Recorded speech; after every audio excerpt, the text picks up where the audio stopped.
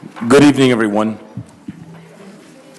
I'd like to call this City Council Redevelopment's Successor Agency Financing Authority regular meeting agenda to order at 6:30 p.m. today, September 16th. Viva Mexico 2014.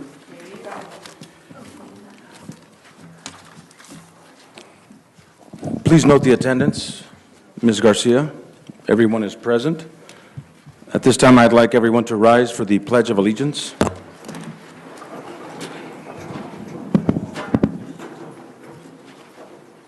Ready? Begin. I pledge allegiance to the flag of the United States of America and to the republic for which it stands, one nation, under God, indivisible, with liberty and justice for all.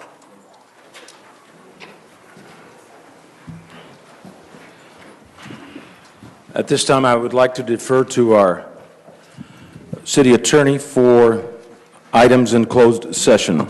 Thank you, Mr. Mayor. The council met in closed session to discuss the one item listed on the agenda. Direction was given. No reportable action was taken. Thank you, Ms. Lyon. And now I'd like to entertain a motion for the approval of the agenda. Moved by Ms. Hurtado. Second. Second by Mr. Hodge. Please vote.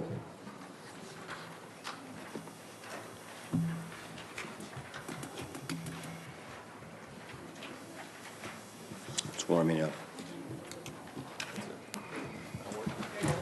There we go.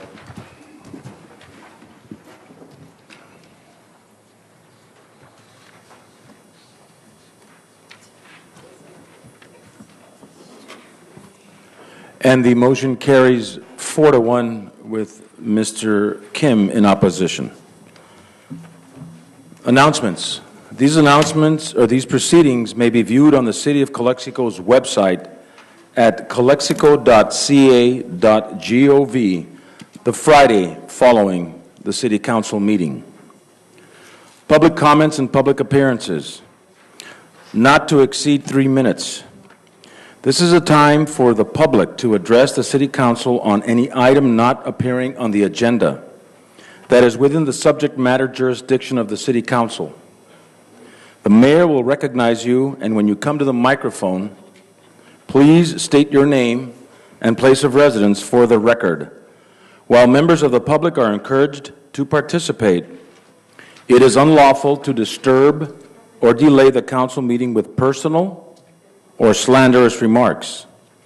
If the item you wish to comment on is a closed session or consent item, please comment now. The City Council is prohibited by state law from taking action or discussing items not included on the printed agenda. If the item you wish to comment on is on the public portion of the agenda, we will take your comment when we get to that item on the agenda. And please, always direct your questions and comments to the City Council. If anybody wants to comment, we do have forms in the back that you need to fill out. And si necesitan traducción en español, también tenemos la capacidad de traducción en español. Sí. I have 2 public appearances. And the first one is Giovanni Aldaz.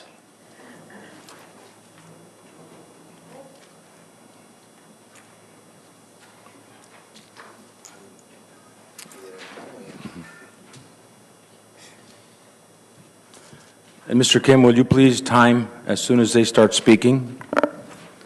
I suggest not to do with the kid, please. Mr. Kim, please start timing. Everyone is to be timed at 3 minutes. Yeah, there's a minor special consideration. Can we? Mr. Kim, 3 Okay. minutes. Thank you. Go ahead, Giovanni. Hello, my name is Giovanni Aldaz and my friend Justin Ospinal. We are attending to Rockwood Elementary School. We are in 5th grade. The reason of why I am here is because we are asking to the community for PE equipment donations such as football, basketball, nets, and some canopies. It is too hot to be standing on the heat. I know this is not easy, but This is not impossible. Hope you can help us. Thank you for your support. Thank you, Giovanni. We appreciate your Good comments. job.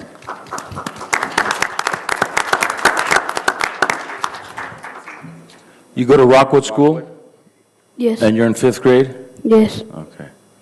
Thank you. Boy, it's such a long time. He was requesting PE equipment. Basketballs. Thank you, Senator. And, Mayor, Yes, any number, any address where I have we his can number here. contact? I have his Yeah, number. I'd like And that. his name is Giovanni Aldaz, 5th grader at Rockwood. Is it okay if I say it? I did. Okay. And he goes to Rockwood Elementary. Phone number? Yeah, we'll pass the phone number to you. Okay. Thank you.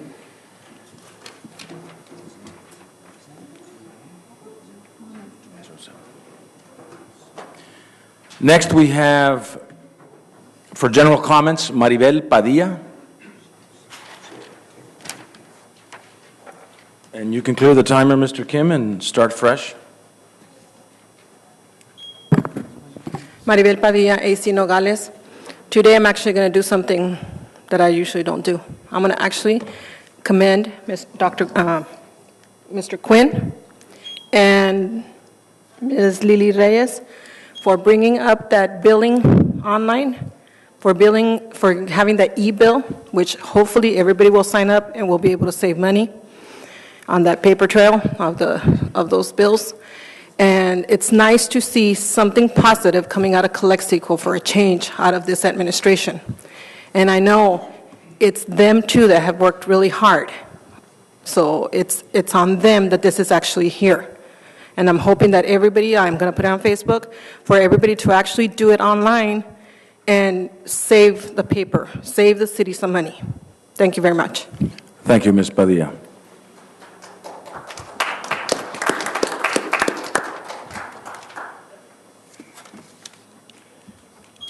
Okay, at this time, I'd like to start with the City Council comments and reports of meetings attended.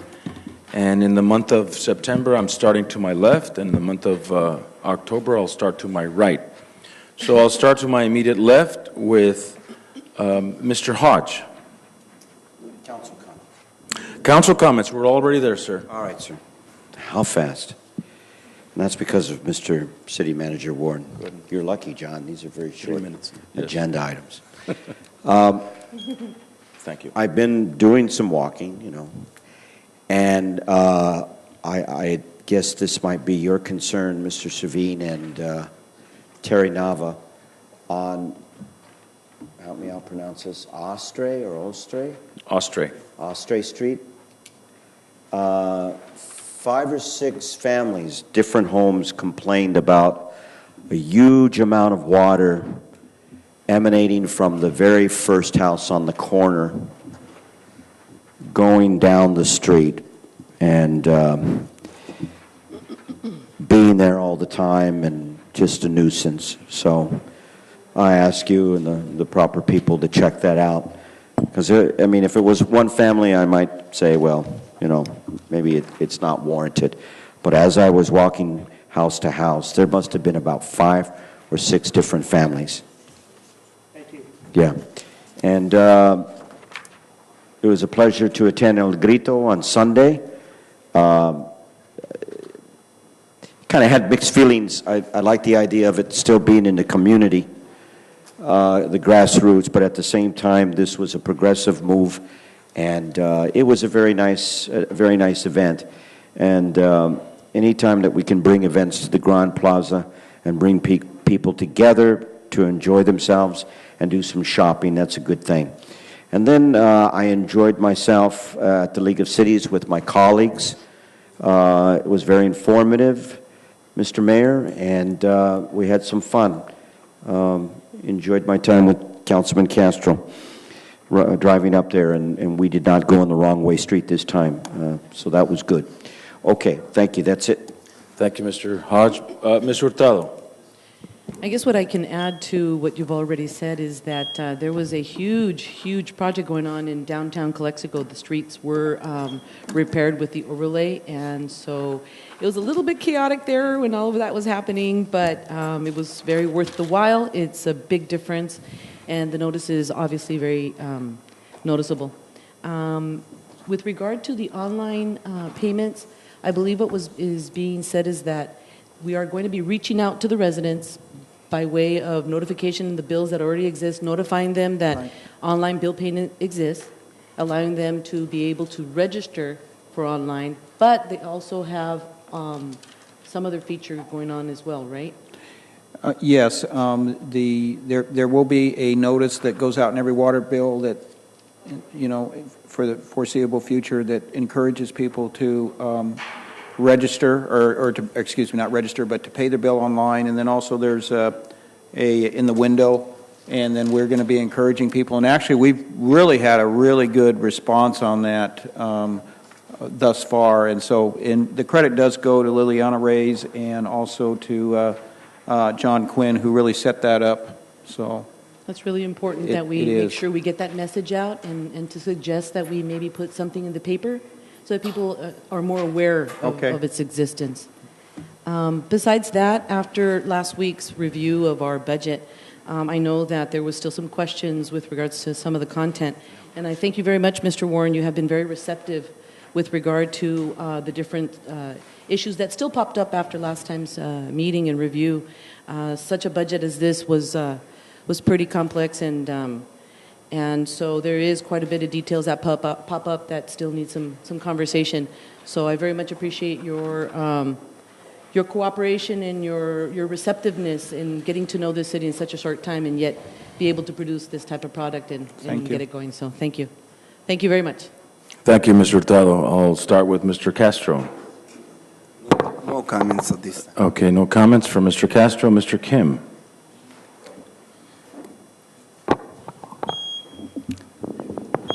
I attended convention of the League of the City Convention at the Los Angeles. And this time I've spoken lots of different cities, council members, and even lawyers.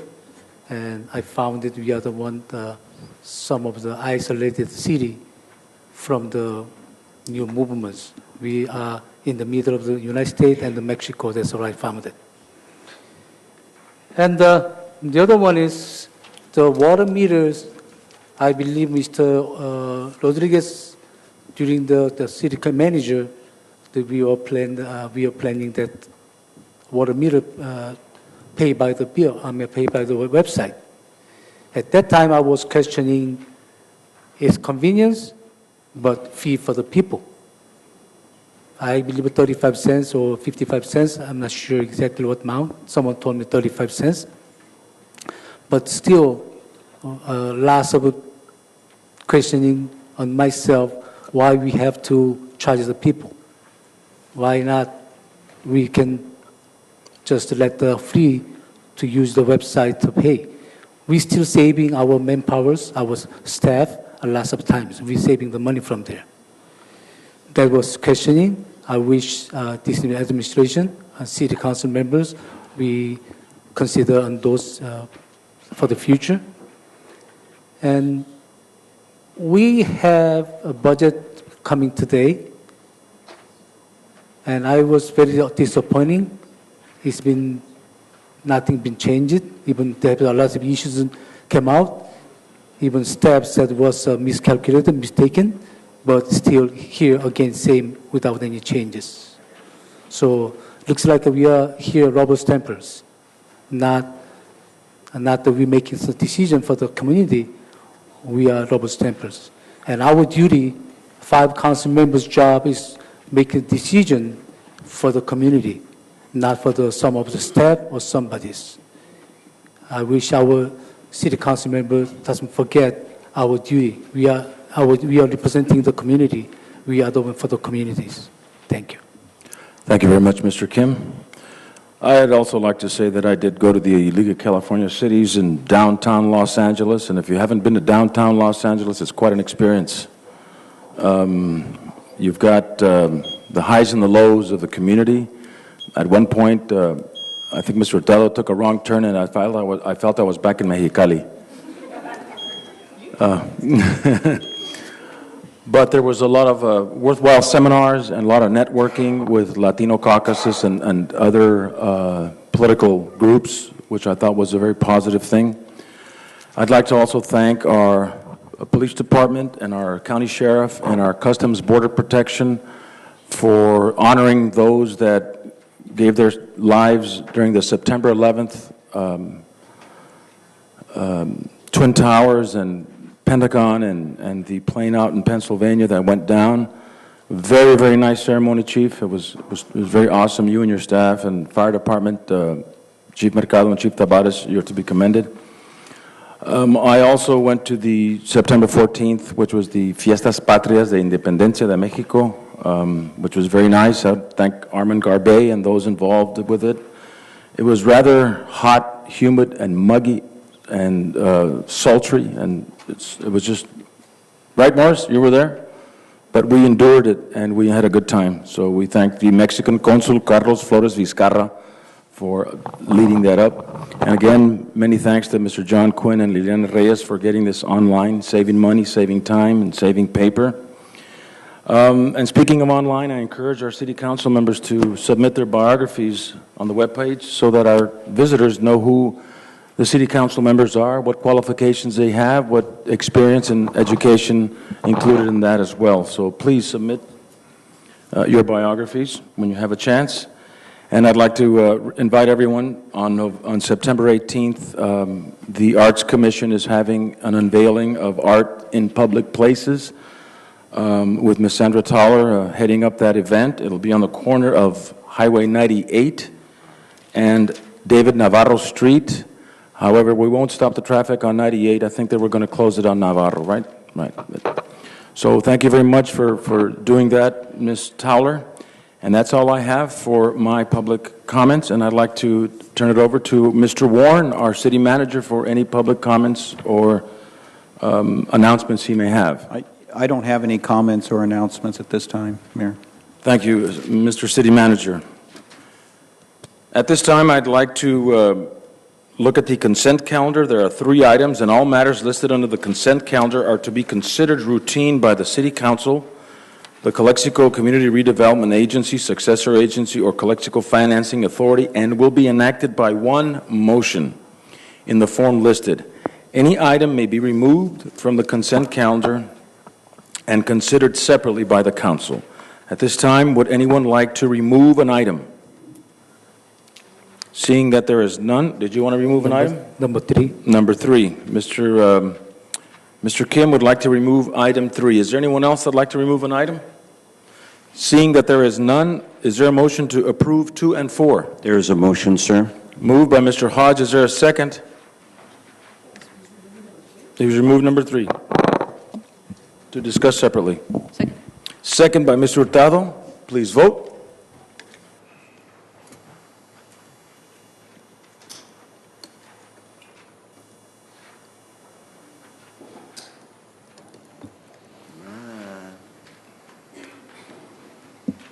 We're moving rather expeditiously. I'll read. Okay, there it is.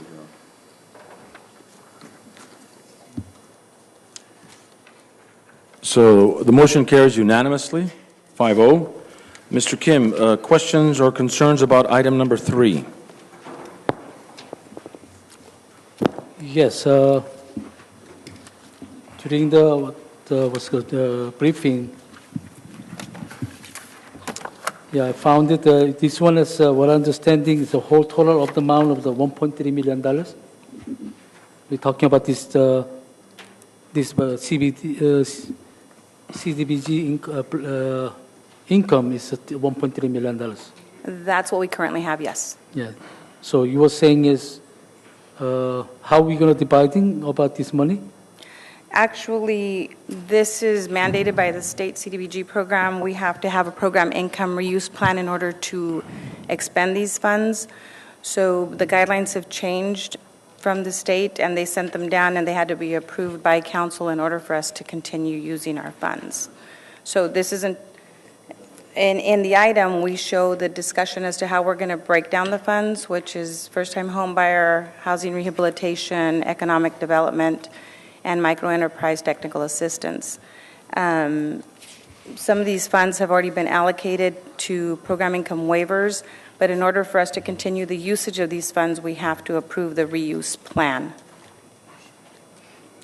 So how much we talking tonight about it? 25%, 50%, 10%, and 15% of the how much money? Of the $1.3 million.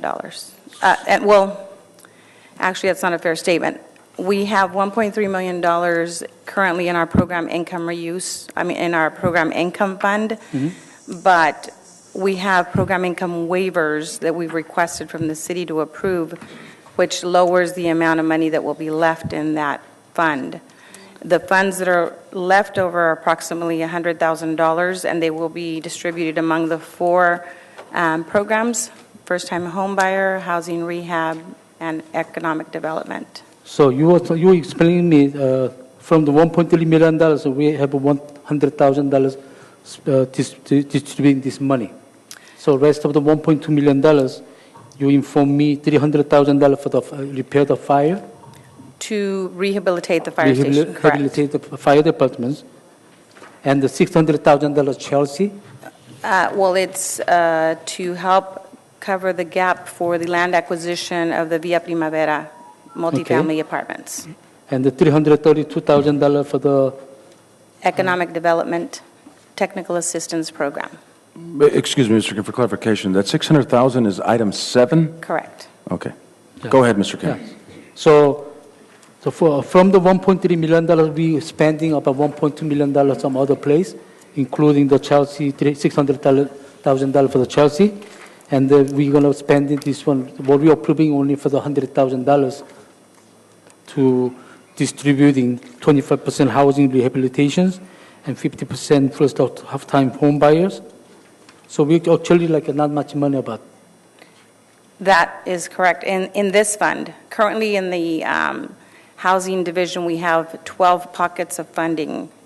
Our projected budget for the current year is $8.5 million, and we have 2 applications that are outstanding that haven't been approved by the state yet for approximately $2 million.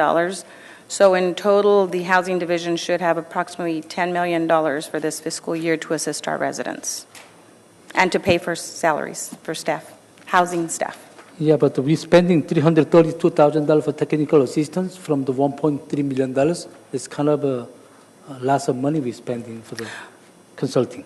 Are you talking about the economic development money, the $332,000 I explained to you this morning? Yes. The reason that we have to pay that is because we currently do have an economic development grant, but because we have so much program income on the books, we're not allowed to expend our grants, and this grant will be closing in the next couple of months. So the state requires us to utilize our program income prior to any grant expenditures. So I have to pay back the general fund for payments that have been made out of that grant. So why don't we spend more portion to the housing rehabilitations and the first-time home buyers? That's really going to the citizens' benefit. We have expended, oh my goodness, I didn't bring the numbers with me, but off the top of my head, we have expended close to $4 million in the last 18 months assisting our residents with first-time home buyers, mobile home replacements, and housing rehabilitation. So the grants have been in place, and we have been servicing our community, $4 million? Over $4 million. Over $4 million. Okay, thank you. But those were grants. It wasn't program income. It was grants that were awarded to the city that have been expended. You mean the $4 million, over $4 million we spent in the last 18 months for the change of the mobile homes? Mobile home, housing rehabilitation, first-time home buyer, and tenant-based rental assistance. Wow. I don't see much the activities. Well, what you're saying, but I still want to spend more money on the community, more portions. And that's why the percentages are so high in housing. There's 50% for housing rehabilitation, 25% for first-time home buyer, because housing is our #1 priority. Okay. Okay, thank you. You're welcome. Anything else from anyone else? So it's not Mr. Moreno, it's not time, but Actually, my mother and my sisters arrived to watch this meeting. Oh, and there, I believe they just arrived, yeah? Right. My sister came from the from the Seattle, Washington. Oh, okay. Well, thank you. Welcome, Mrs. Kim. Now, is there a motion to approve this item? Motion. Motion by Mr. Hodge, second by Mr. Castro. Please vote.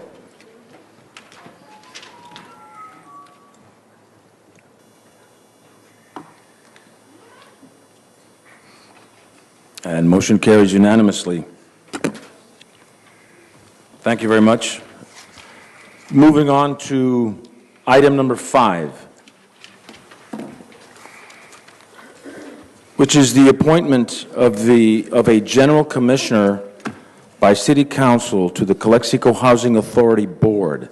We have 2 applicants. Okay. We have 2 applicants, and Ricarda Gomez and Richard Romero. Is there anyone that would like? Yes. Mr. Mayor, I'd like to make a motion to appoint Mr. Just to make sure we clarify, because it's very similar names, Richard Romero. There's a motion to appoint Richard Romero. Is there a second? Second. Second by Mr. Hodge. Please vote. Can we discuss? Unless the person that seconded wants to discuss it. You may discuss. Yeah, sadly, we like to, I'm congrats for the 2 applicants, but I thought we have more people that wants to be involved with the Housing Authority Commissioner. But I don't know what they do. One of my friend told me not many people wants to be a commissioner because a lot of commissioner meeting is not being called. They just using as a sacrificial ram for using the purpose. So a lot of people, they're not interested to be commissioners anymore. That's what I heard. So I'm congrats to 2 candidates. Thank you, Mr. And also, last time Mr. Romero was applied, we choose other people because I feel like we need to change the blood for the making decision. And this time, I hope every decision make the towards for the community's benefit. And before making my vote, I'd like to address to commissioners, especially housing authority commissioner. They are supposed to be respond or representing the people, community member, not the staff, not the administrations. Thank you. Thank you, Mr. Kim. Seeing that there's no further discussion, please vote. There's a motion on the floor for Mr. Romero and second for Mr. Romero.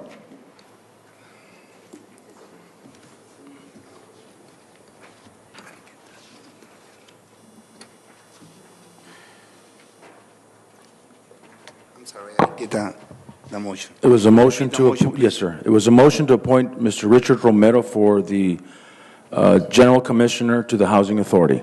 It was seconded by Mr. Hodge and moved by Ms. Hurtado. Okay, thank you. And the motion carries 4-1 with Mr. Castro in opposition.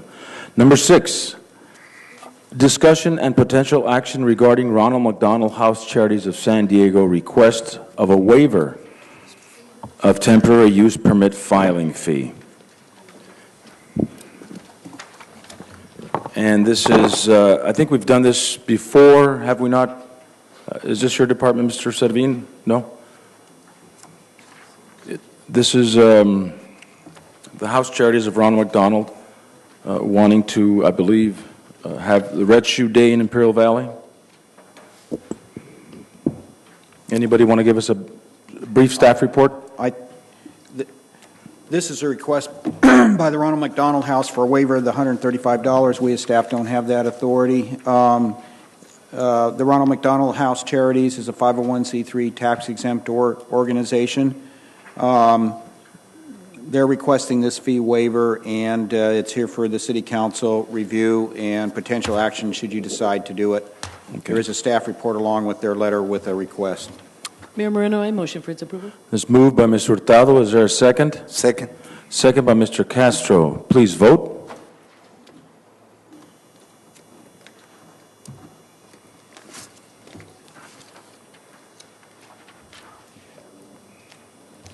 And the motion carries 4-1 with Mr. Kim in opposition. Item number 7, the Community Development Block Grant CDBG Program Income Waiver with Via Primavera. And I believe we have a staff report.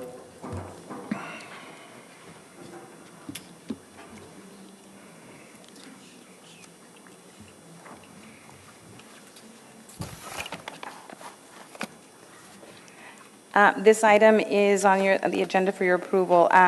We were approached by Chelsea Investment because we're building, with the cooperation of Chelsea, we're building 54 units via Primavera Apartments on Meadows, multifamily, low to moderate income families, apartments, I'm sorry. And they approached us a few weeks ago because they fell short of the funds that they needed for land acquisition. And due to the fact that we have all of this program income money, Mr. Westlake and I have been in having conversations with the state, asking if they would approve a waiver for land acquisition to allow us to loan the money to Chelsea to fill the gap. So we come before you requesting authorization to provide Chelsea a loan for $600,000 to cover the gap, to purchase the land and begin building our 54 low to moderate income units. So how many years is this loan for? Is it 55? 55 years. It's a 55-year loan at 3%. Then that 55 years from now, nobody's going to be around. Well, maybe these little boys that were here, isn't... The reason that we wrote it up that way is because we also have a $4.5 million loan that's assisting them with constructing those units, and we're using the same terms as a home loan that's going to be going towards. Is this normal to go that length of time? Normally, for the home loans, we do the 55, but as I was explaining to Mr. Kim this morning in briefings, we haven't discussed the actual terms, like permanent terms. That's something that we can discuss after council approves the loan to the Chelsea. But for now, what they've requested is a 55-year term with 3% interest. Well, when one buys a house, one goes 25 or 30 years. Would that be a more reasonable number? Chris? I'm just saying because 55 years is... Right. Good evening, Mr. Mayor. My name is Chris Westlake. I'm a project manager of Chelsea Investment. I used to also be the deputy director at HCD, so I'm very familiar with the CDBG program. In the multifamily deals, the term of those are typically 55 years because it's a longer term. You're right. On the single family, it's typically 30-year amortization that's done.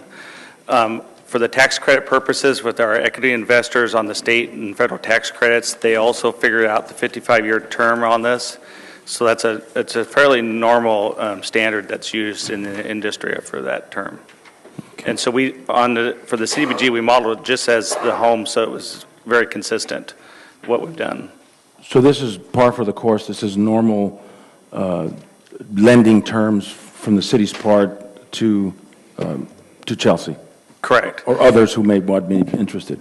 Right. Okay, I will bring it back to the council for any questions or clarifications that they may have for either Ms. Nava, or what was your name, sir?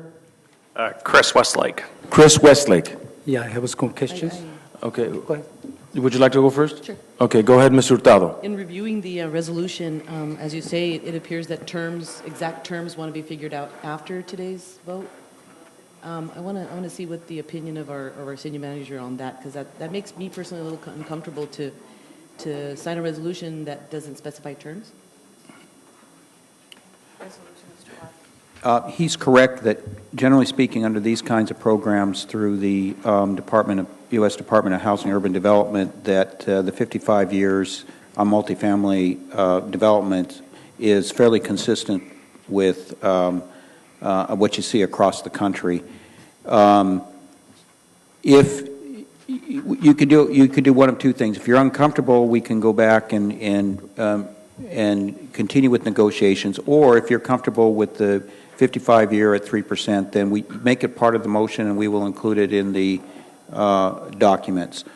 If you think it's too long, give us guidance as to what we ought to negotiate, or if you think the interest rate is not appropriate.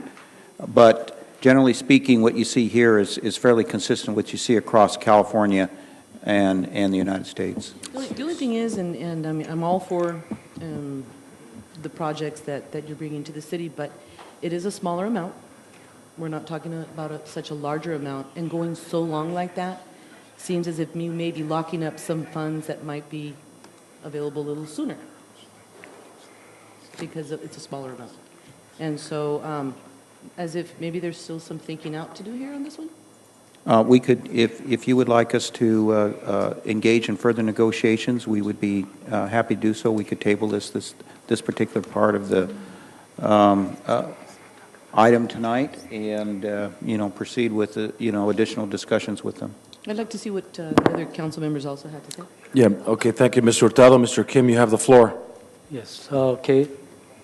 Not only for the time, and we don't, typically, we only receive $1,000 payments for a year. That's only receiving. Even the $3 million, we still receiving $1,000 only. We have to wait until 55 years. So we have to make the not only terms. If we lend the money, we have to make the like a regular simple payments with the principal and the interest pays. That way, we receive the money. We can use that money for the project or somebody else's in the communities. Now we see this. A lot of cases we lend the money $3 million, $5 million. We receive $1,000 per year. That's all. They're saying the register, the receipts with the home. That means if they have make a profit, they will pay some payment. If they don't have profit, so they not pay anything until 55 years. So we should turn this one around to make the like a more regular mortgage to principal plus to interest. That way we receiving the money. I'm repeating this one again because for me it's so important we using this money instead of lending the money to the charity company. If we can use this one for our city itself or community, we can be more beneficial for the community. Okay, so are you willing to, what you're saying is you're wanting to renegotiate the lending terms? Yes, lending terms and payment terms. Okay. With the regular payment schedule, like a principal plus the interest. Okay. Anything else, Mr. Kim? Yeah. Thank you. Mr. Castro? Yes.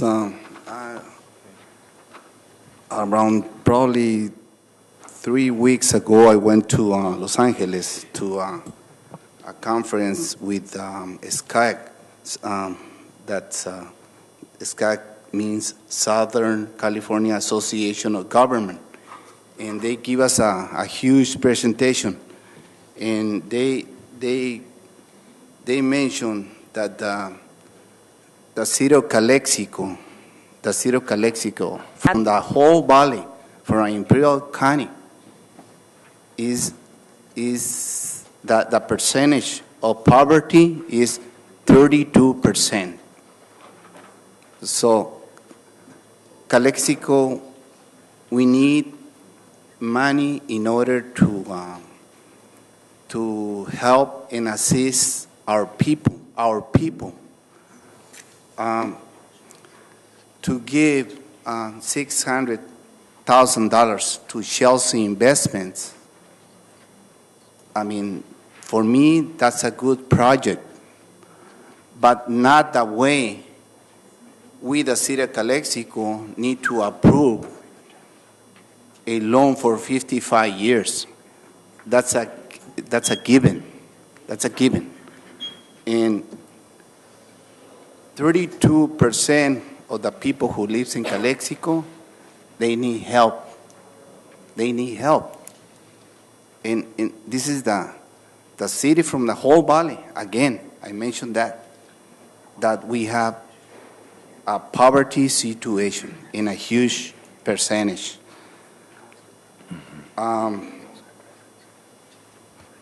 We can, I recommend to instead to wait 55 years, we can give a loan to a Chelsea investment for 3 years, and then they can pay back the money. Because, again, this is a poverty city, and that's the reason I'm against this $600,000. I've been in the council for 6 years, and the majority of the council, they supporting this kind of loans to Chelsea investment. They owe us, City of Calexico, millions of dollars. Guess what? Everybody's going to be dying, even myself, and we are not going to receive nothing back. And those numbers, what I'm telling you, those are public records. You can change that. You can look for that information, and I'm totally against that loan. The way it's show us here with those terms, 55 years. That's a lot. They laugh about us. I don't know about the rest of the council, but in my case, I'm not going to support this. Thank you, Mr. Castro. Mr. Hodge, did you have anything to say on this item? What is this for? The program waivers to request to use CDBG program income to do for land acquisition. There was a gap in the financing because our costs I understand that. I'm gone sorry up to on the interrupt. project. But what are we getting in return? What good deed are you doing? Well, the project will be able to move forward, create 48 units of housing. 40 units of housing. Family housing, 2-3. For our low-income people. For our low income, for 30 to 60% of area median income. It produces hundreds of jobs during the construction period for the next year, as well as it provides, by completing this project or getting it started and getting it completed, allows Ms. Nava to apply next year for more parks money. This project alone would allow the city to apply for about $230,000 of parks grant. That's not a loan, that is a grant from HCD. She was successful earlier this year on past projects, and this would be another project that would be forthcoming from those proceeds. You know, I used to, real quick, be against Chelsea on the very terms or conditions or arguments that Councilman Castro made. But I've sort of changed. I mean, it's just part of the system. 55 years is a long time. Maybe we can readjust it a little shorter. But when I look at the record of Chelsea, Chelsea has done good things for the community. And those are good things based on, in direction on what Councilman Castro said for low income and poor people. So I think this is a worthwhile project. I think $600,000 is a lot of money, but I understand that that's sort of the way the system works. And you just said some other benefits that will come through if we approve this. Is that correct? Correct. And if I could just address real quick the 55-year. These type of developments have very low rents, so we can serve the very low income, lower AMI, area median income levels of the city. To be able to have those lower AMI levels and those lower rents, we cannot have permanent debt on here. We get tax credits. We have a multifamily housing program loan through HCD through the state that we applied for and was successful. And that has a 55-year term. It's the same way with the home program that we worked in conjunction with the city and applied for and was successful on that. That has a 55-year term. Where these have a shorter period of term or where they have a set payment that comes in instead of residual receipts, makes the project very difficult to cash flow. We'd have to increase rents, which makes it then higher rents on it. It makes it very hard for the households, which is counterproductive to what the programs are supposed to be geared for. 48-unit multifamily development for low-income people. Yeah, and we're setting aside several of the units for developing disabled families as well, and it would be a great asset to the community. And can I point out one thing is that this is a federal program with federal money coming to the city of Calexico. This is not a program that's funded by property taxes or sales taxes or taxes that impact us from the people. And this particular federal program is designed to help low-income people. And by its very nature, it has these extended terms because it is a federal subsidy in order to help low-income people. So I hope that we kind of keep that in mind. The residual benefits, as he talked about, is because we provide the low-income housing, we're going to be able to get automatically, virtually we don't even have to apply, is the parks money. Yeah. That will come to our city because we have the low-income housing. Okay. So it's part of the system, it's part of the game, but Ms. Chelsea, you've done good work here. I still am, I remember I made arguments of we should be more competitive and have other corporations or entities like you come in. But your record is very good. I hope we can work further, especially on the west side. Talked about the Armory. Right. So I approve this for the very reason that Mr. Castro has disapproved it, because this will directly help low-income people, and it will help our parks. And you seem to construct and get things done right away, so I'm happy about that. That's my position. Thank you, Mr. Hodge. I have a... Hold on. I have someone... You had your turn to ask the questions. I have someone from the audience that would like to speak. Yoli Cordero. Please time, 3 minutes. Thank you. My name is Yoli Cordero, 702 Gonzalez Court. In the Finance Advisory Board, we've come across the Chelsea programs that have existed here in the city of Calexico, and I personally also question myself. I happen to agree with Maritza, I happen to agree with Mr. Castro, and I happen to agree with Mr. Kim. And I understand what you're telling us, Mr. City Manager. The only thing is this, what has happened in the past when we've done these businesses with Chelsea, everything's a business. And they have to answer to their stockholders or the owners or whatever, and it's about making money here, and they get credits and all this other stuff. And this is a federal grant money, and it's good for the city of Calexico. The only thing is that we need to do a better job of negotiating. See, when somebody's going to do these kind of business transactions with Chelsea or any other companies, you have to learn. We have to be able to know how to negotiate and get some rent money every month. We have about 6 or 8 projects with them, and we get 0 rent a month. They get other credits and stuff. We don't get anything.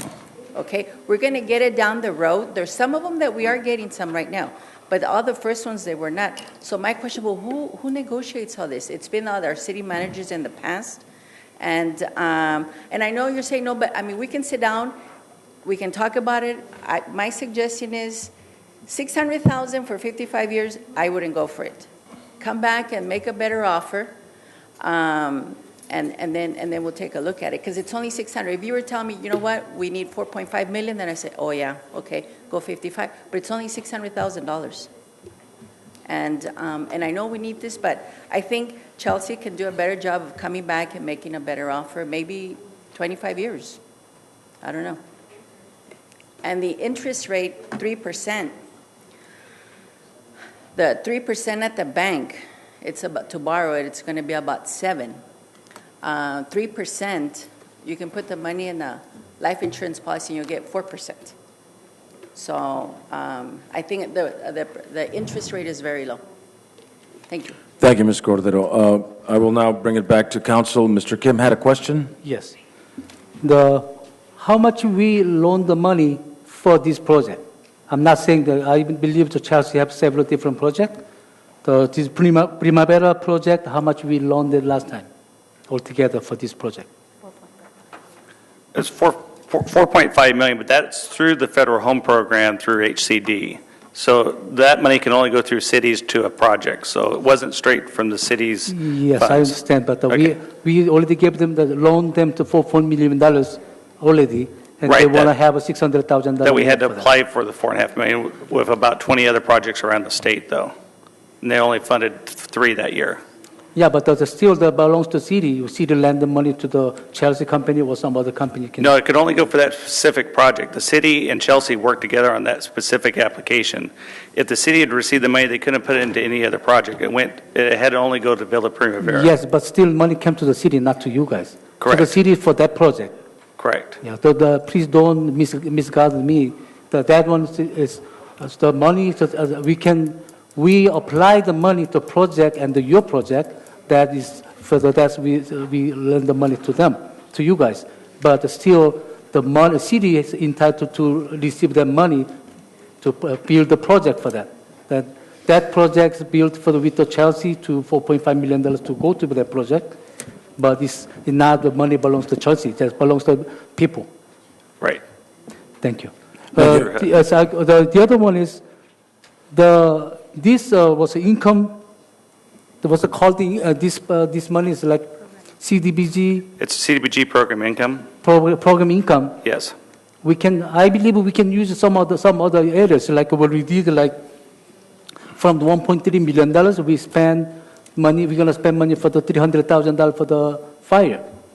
Why not we spending money for the fix the police departments and more money for the fire department and the public safety areas? Why we borrow the money, even issue the bond for the $12 million to jeopardizing, you try to use a lot of different areas? Ms. Nava, can you answer that question? Thank you, Ms. Why we cannot Nava. spend that? Yeah. Mr. Kim, the funds from program income are restricted funds for the projects that are allocated. If we go outside of those 4 housing funding allocations that we've allocated for program income, then we have to go to the state community development block grant program to request authorization for a waiver, as we did for the Chelsea project and for the police department. As long as the city has program income, we are not allowed to spend any grant monies that are brought into the city. We are, if you remember a couple of meetings ago, we had to send back $500,000 because we had so much money in our program income. So as long as we continue to maintain that high level of money in our program income fund, we will not be allowed to apply for CDBG funds. So not only is it important to bring down that balance, but all Chelsea is asking for a $600,000 loan to cover the gap to purchase the land so that we can build 48 units for low-income housing. Okay, but what I'm trying to say, first of all, we already could spend the $300,000 from same money, program income fund. We can spend the $300,000 fire departments. Why we cannot spend more than $300,000 for ourselves? Why we have to lend the money to the housing project or the project we already lend the money for the $4.5 million already? Could you answer that question, Ms. Nava? Why can I spend more money for ourselves? Yeah, but if I may. Yes. As I mentioned before, these funds are restricted. All of housing funds are restricted no matter what grant they come from or what funding source. Our funds are restricted for housing only, and we have to go before council and before the state funding source to request authorization for waivers, such as the one for the fire department. Yes, that one for we can spend money for the fire departments. To rehabilitate the fire station. We are not allowed to spend funds to rehabilitate the police department or to beautify City Hall or to pay other staffing outside of housing staff. Anybody have a dictionary to define restricted? I think we have a fire chief here. I think we're going to need to spend more than $300,000 for the rehabilitation of the fire departments. Actually, I've been in communication with the fire chief, and I'm actually asking for more money than he requested. He only wanted $250, and I bumped it up to $300. So we cannot spend money more than the firehouse. He said he didn't need more than that. Yeah, so we cannot spend for the police departments. No. Okay. Can you refer to me about this regulation on these programs? I'm sorry? Refer to the regulation from the federal and the Sure. state, please. Sure. Thank you. Okay. Well, there is a item on the table with regard to this $600,000 loan to Chelsea regarding 48 units of low to moderate, or just low? Low income. Low-income housing that would help many families, 48 families, so to speak. And if we approve this, then we're looking at grant money the following year. Is that correct? In the amount of Approximately. 200,000 Over 200,000. money for parks.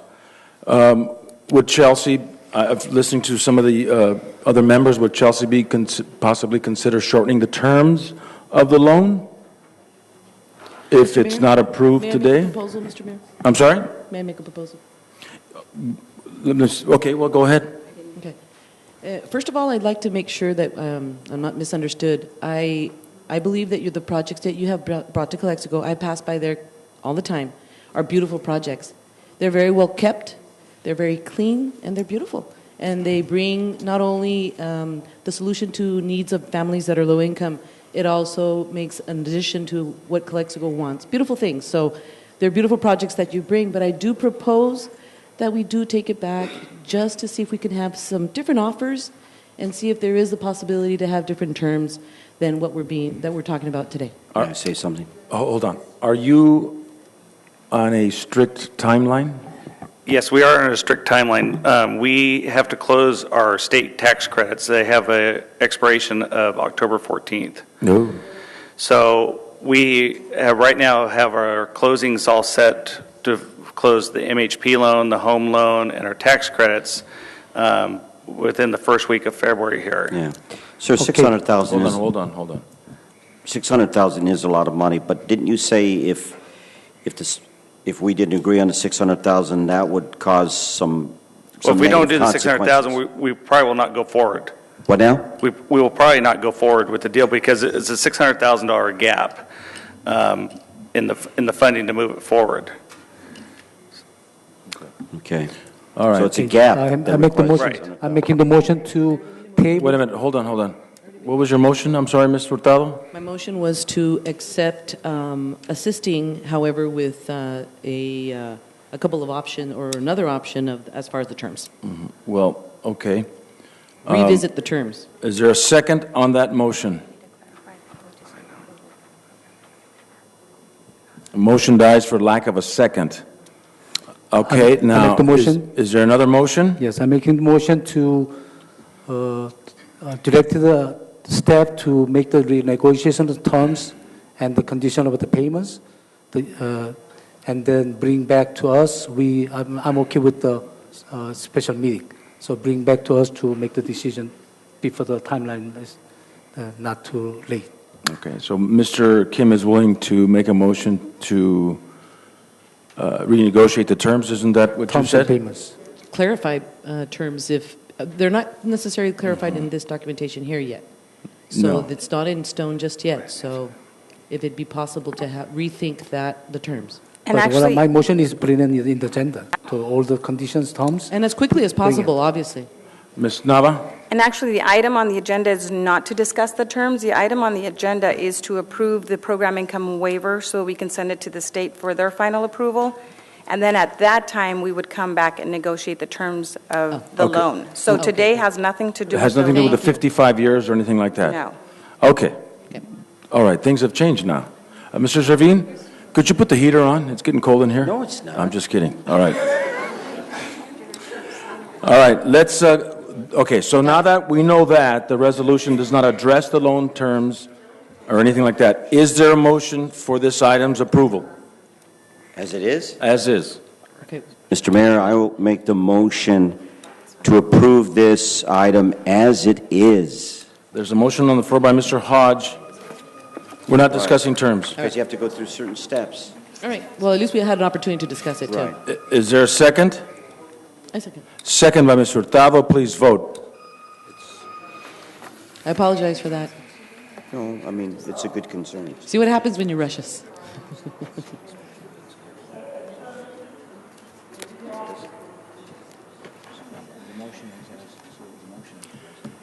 And the motion carries 3-2 with Mr. Kim and Mr. Castro in opposition. Thank you very much. Jennifer, do you want to address that, the resolution, or no? And now we're going to item number 8. It's resolution number 2014 of the City Council of the City of Calexico authorizing the extension of the conditional certificate of occupancy for Phase 1A of the Grand Plaza project. And I would invite a staff report at this time.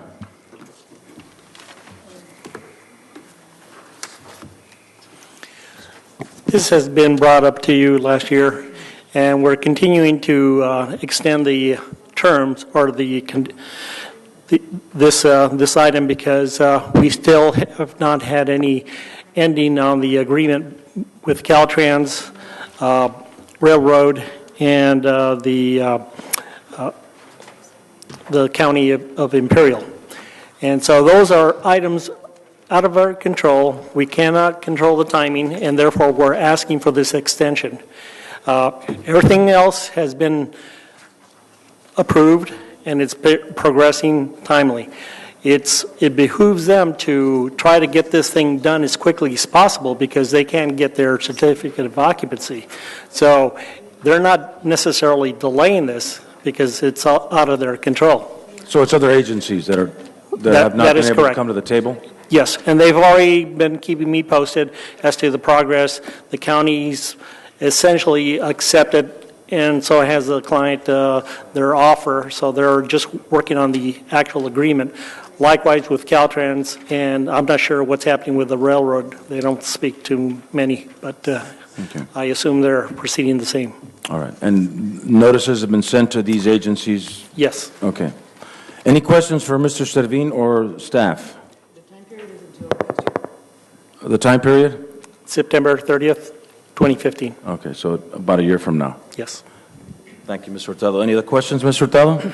Yes. Wait a minute. You're not Mr. Hurtado. Okay. Any other questions? Okay. Mr. Kim? Yeah, this one, how many times this project's been delaying? I think we've asked, this is the second time we've asked for the extension. I think the important thing is that all the obligations, financial obligations that the developer was required to do have been paid to the city. All the impact fees, everything. The problem is we have certain entities who have not given us the amount of money that needs to be paid to them, and that's the reason for the waiver. It's in our interest to give people certificates of occupancy because if the businesses are occupying the premise and selling, we collect sales tax, and the people get goods and services. So this is just so that we can work with these other agencies who are on a slower time frame than we're on, gives us time to negotiate those, and at the same time allows these businesses to operate so that we receive the benefit of the goods and services and the sales tax. And this has nothing to do with impact fees or anything of that nature? They have paid all the obligations to the city as of this time. This is just a certificate of occupancy so that they can extend the time to work with these outside agencies Correct. that you've mentioned. That's all it is. Okay. Any other questions? Yes, I have a question. You sure you received all the money, impact fees? Yes. I requested And our finance director looked at that, and we have provided you, Councilmember Kim, you wanted to see the actual general ledger Yes, receipt, I saw this one. and we've provided that to you, so. But Wait a minute. Is this item for discussion on this? Is this part of the discussion? Because Yes. this is, okay, go ahead. first of all, the staff gave me the papers. They say they paid the impact fees, all the fees necessary. This one paid till January this year. The most of it paid by until January this year. What is your question, Mr. Kim? So how come we have a May, we approved it, this year May, we approved it to extension till September. That time they said they owe us totally impact fee about $3 million together. Over $4 million we owed us, Please direct your question to the staff, Yes. Mr. Kim. You're directing this question to Mr. Quinn. How come that the difference? The May, you guys told us they didn't pay the impact fee. Now you say suddenly they paid the impact fee. You guys. Let him answer that question. Don't answer it for him, please. Answer the question, Mr. Quinn. No, wait a minute, I'm not. No, you're answering the question before he is answering the question. That's You're- my questioning. Yes, so why difference? Okay, then he's going to answer that question. All the leases you gave it to me, and until January paid it. Okay, After you've January, already I said that, haven't Mr. paid Kim. myself. Let him answer the question, please. Good evening, Mayor and members of the council. The money has all been paid during the months of April and May. There were some wire transfers made. One of the wire transfers was $1,185,000 for the full payment of the development impact fees. The other was a settlement of the $3 million that was used to temporarily fund the street and curb and all of those infrastructure improvements. We've been paid. That has come back to us. So the developer has paid up in full. Okay, that's all we need to hear. We don't need to hear any more. You heard it from staff. He stated that they are up to date with their payments. True or not true? True. Okay, so I'm going to This bring it back to the document doesn't show council. up that payments. I'm going to bring it back to the council, and let's close it. Is there anybody want to do anything at this time as far as action is concerned? Mr. Mayor, I do need to point out one thing. Yes. On attachment 1, the conditions to the conditional certificate of occupancy, I did have to make some changes to section 1 and section 2, and copies of that revised document are provided to you. They're in blue, right? Yes, and the effect of that is only, it's, right now, the way, or prior to the changes, it just read that these, the mitigation measures would be done by September 30th, 2015. The language I've added just says that they can also enter into a traffic mitigation deferral agreement to September 30th, 2015. So it's just an additional agreement that will be entered into, but it's going to have the same effect as what your original attachment stated, which is these fees can be paid. These are traffic mitigation fair share fees, not development impact fees, and they can be deferred until September 30th, 2015. So I just wanted to point that out. If council is going to make a motion to approve the resolution, it would be with the revised attachment. With the revised attachment. Thank you, Ms. Lyon. Mr. Mayor? Yes, ma'am. I think maybe since this is going to be a year's worth of a waiting period for this status on the occupancy, would it be possible maybe also to add to that a quarterly report as far as the status, where how closer we're getting to the actual permanent status? So that way, at least, 1 year is going to go by, and if it's coming closer, we can actually close it up beforehand, that you would be reporting to us at least on a quarterly basis, the status, which I know you will anyway, but... Yes, I can certainly do that. Okay. So would you like to move with that Yes, caveat? just to make sure that it is not something that's going to be forgotten about. Salud.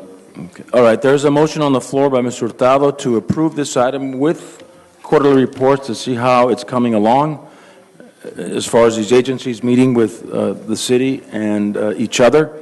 Is there a second? Mr. Quinn, honest engine, we're all paid up?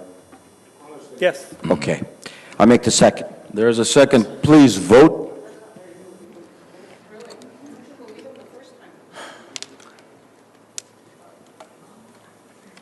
I want to state in my vote no, because we not pay the what's called the. Thank you, Mr. Kim. The discussion is now over. That is not on the I'm record. saying that I'm not No, the stating- discussion, just vote no or just abstain. That's it. Discussion is over. We're not voting.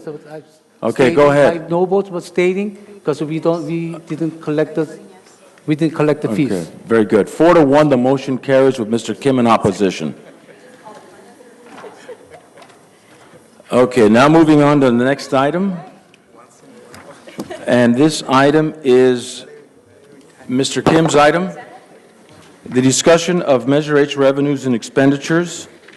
And before we get, or maybe we get a staff report, and then I have one person from the audience that would like to speak. So if we can, at this time, get a staff report on the revenues and expenditures of Measure H since its inception in 2010-11.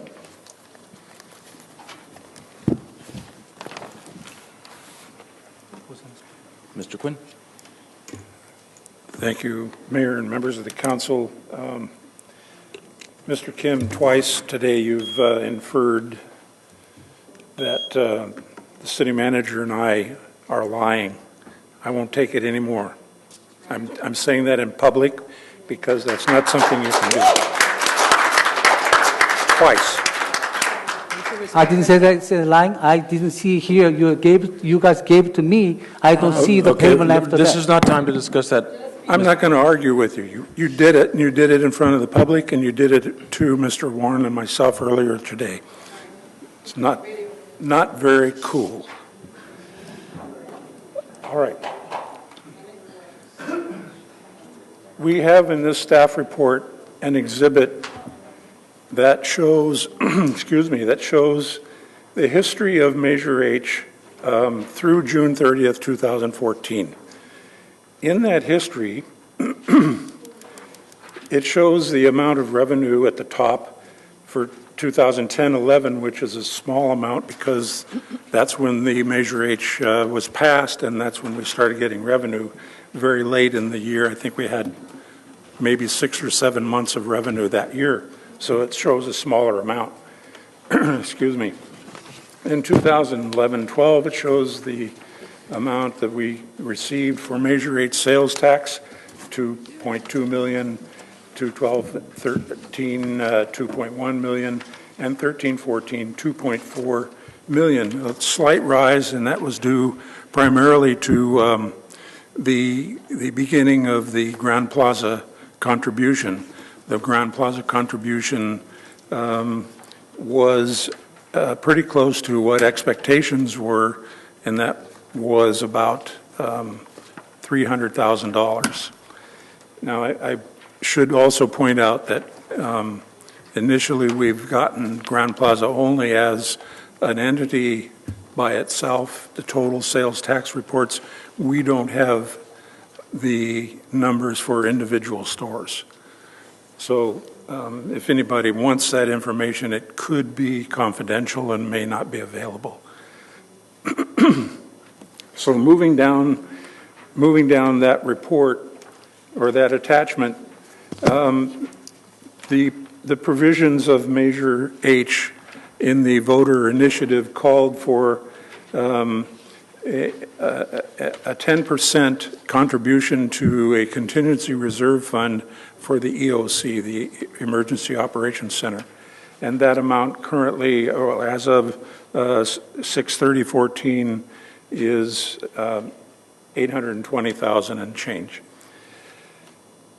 Then when we moved, so your total revenue for that whole period of time from the date of the first sales tax received through June 30th, 2014, the net revenue taking out the contingency reserve is $7,383,763. Now, the way that was spent is shown in the rest of the attachment. We broke it out by police, fire, and other. And when you take the police, we're looking at a police transfer that shows $1.8 million. That first line, that's really for 3 years, $600,000 per year for 3 years. In addition to that, there were school resource officers' salaries paid for by Measure H, not all the way through. And in fact, today we do not get any Measure H funds for school resource officers. Last year we funded, or the Measure H funded one school resource officer. So the total, though, spent during the course of this term from the beginning of the Measure H through June 30th is $429,803. There was $50,000 during that period for police training. And in addition to that, there was a feasibility study done by the police for $19,950. So during the historical period now, between the inception of Measure H to June 30th, the police department has been the recipient, or has spent $2,299,753.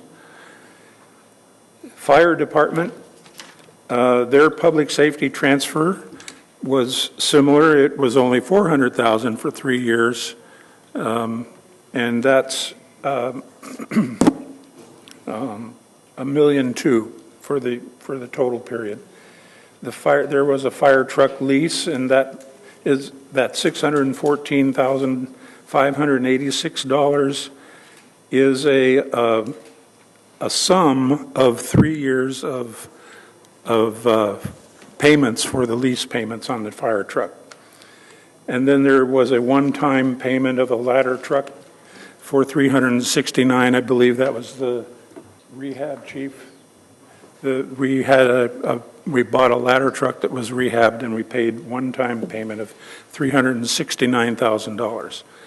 And the subtotal for the fire department for the term that we're talking about, $2,183,586,000. The other expenditures approved, and in this case that I'm about to point out, the swimming pool, $1 million has been approved but not spent. The rest of those are smaller expenses. We paid crossing guards, City Hall air conditioning, I think one of those or maybe more, the community center or senior center someplace, but regardless, it was air conditioning replacements on city buildings. And the parks, that's a total of, I think, 3 contributions. There was $140,000, $145,000. Sandra, I don't know exactly what the other ones were, but around that amount, I would say, right? And then a small amount of materials and supplies. So the total there for the other was $1,821,703. So the total that's approved and spent was $6.3 million, and there is a $1,078,721 left as of June 30th, 2014. And when we get to the budget, you'll see where we're using that. But that's the amount of money that was spent less the approved commitments. So approved and spent, we have at June 30th, $1,078,721. And that, of course, can be used in subsequent months or years. Well, thank you very much, Mr. Quinn, for the thorough and concise report. I'd like to call up Measure H Committee Member Josie Felix.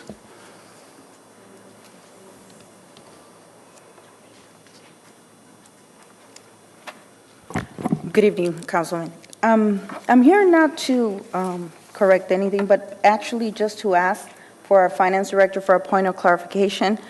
In April, we received an expense spreadsheet, and it says that we have $750,000 allocated for one police officer sergeant, one police officer position for the next 3 years. Perhaps staff forgot to include it in this expense report, but it doesn't show up here, and I would like to have that clarified for the record. Okay, Mr. Quinn, can you clarify that, please?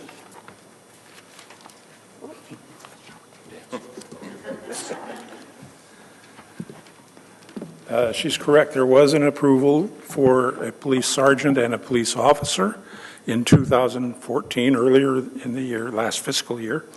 And it was decided, at least according to our records, it was decided not to spend that money because it was a 3-year commitment, number one, at $250,000 per year for 3 years for those 2 positions.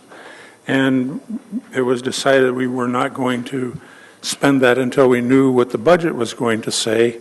And then that was turned around and we did fill the sergeant position.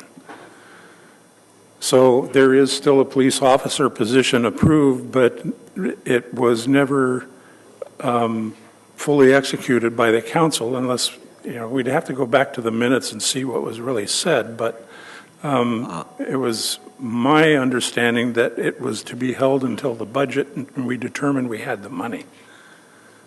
Because we have run this, if you were to throw that $750,000 in there, we would be down to almost zero.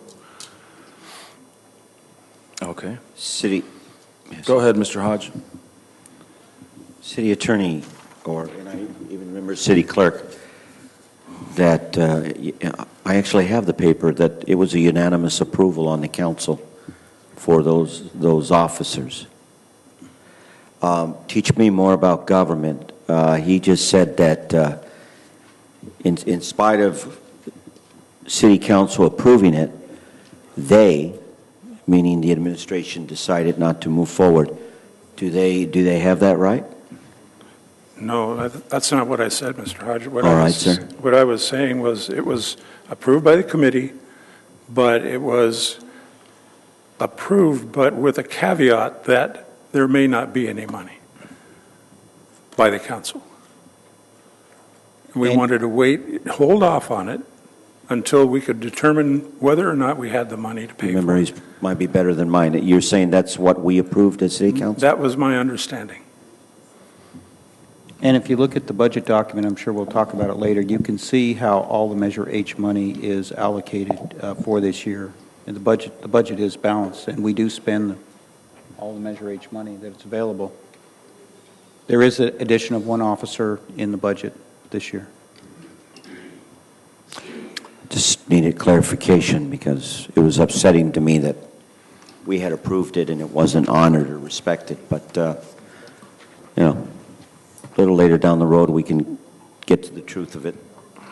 Wasn't there another clarification that was necessary in order for you to be able to move ahead on that, which was the analysis of the actual department itself and where we stood with a more concise report from the department? Not only staffing needs, but also, the overtime issues, and so that way we could have a tool to help us, being that, like you're indicating, there is no funding available where we believed, or the council believed, and Measure H believed it could happen, but because that is not providing any funding available there, that maybe it makes more sense now, especially because we have requested that type of a report many times. Maybe now, just go ahead and let's see a report and make an analysis so that we can make a responsible decision. Mr. Are you done?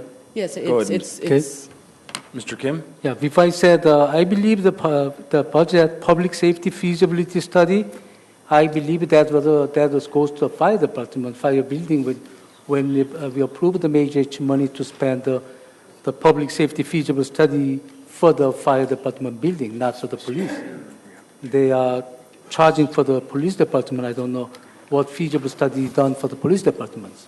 What I understanding, we did a feasible study for the fire building, not the fire department building, not the police. That's correct, Mr. Kim. There hasn't been a study for the police department whatsoever. We haven't seen any reports whatsoever from the police department. That is correct. Yeah, hold on, Mr. Chief Mercado, do you have something to say? The only thing I'd like to say about this feasibility study is that the study was conducted for the public safety center. So public safety, meaning police and fire buildings, were studied together. So the payment of the 1995 was the study that included both buildings. Okay. So regardless if it came out of fire or police, it was paid by Measure H to study public safety. So regardless of what the title was, it was a study of the public safety facilities. Okay, thank you. Thank you for the clarifications. And the other one is, city council member decided that every time city staff, they make own decision to not to spending money or not to do it. And because Mr. Haji, you are not supporting the council members, the staff, they do whatever they want. And we can't say anything. Whatever we decided, if the staff feels like it's not functioning, they're supposed to bring to us, but bring the agenda again to make our decision reversed. But this not happens. And the staff make own decision to do whatever they want. That's why I said earlier, we are just like a robber's temple. We just doing to make a decision, but staff doing whatever they want to do. Okay, So do you have we a question for then. staff, Mr. Mayor, Kim? may I make a clarification on that? Yes. That's just so out of line, that's pitiful. And I would concur with that. I mean, that is just completely false. Let me put this whole thing in perspective. When this was being discussed, there were the presentation that was before the committee and also council subsequent to that was for a police sergeant and a police officer for 3 years, $250,000 to be applied each year. Okay, there were several issues with that. One was, well, what happens at the end of the 3 years? And the other major issue that we've just seen here that isn't mentioned yet is that at the same time we were getting the bonds approved. And the bonds were a particular problem to the council, and the council, as I recall, sent Marshall Lynn off in frustration because the council couldn't make up its mind whether it wanted to pass the bond issue or not. And here's what happened. When you did pass the bond issue, now you've even exacerbated the problem because this fiscal year that we're trying to get a budget for, we must pay $996,000 in debt service out of the Measure H. That's not coming out of the bond proceeds or somebody's credit card. That's coming out of the Measure H money that we receive, that the committee works hard to allocate or approve, and that the council subsequently approves. Now, with that bond payment, the debt service payment, you're digging in very deep into the Measure H money, and that should be a concern to the council. And I think Mr. Warren and myself, during the budget presentation, have brought that out, and we'll discuss it again tonight if necessary. But it seems to me that there is some jeopardy there, and you have to pay attention to that. And we did not deliberately avoid it or alter the council's recommendations. The council was very, very careful and being very cautious.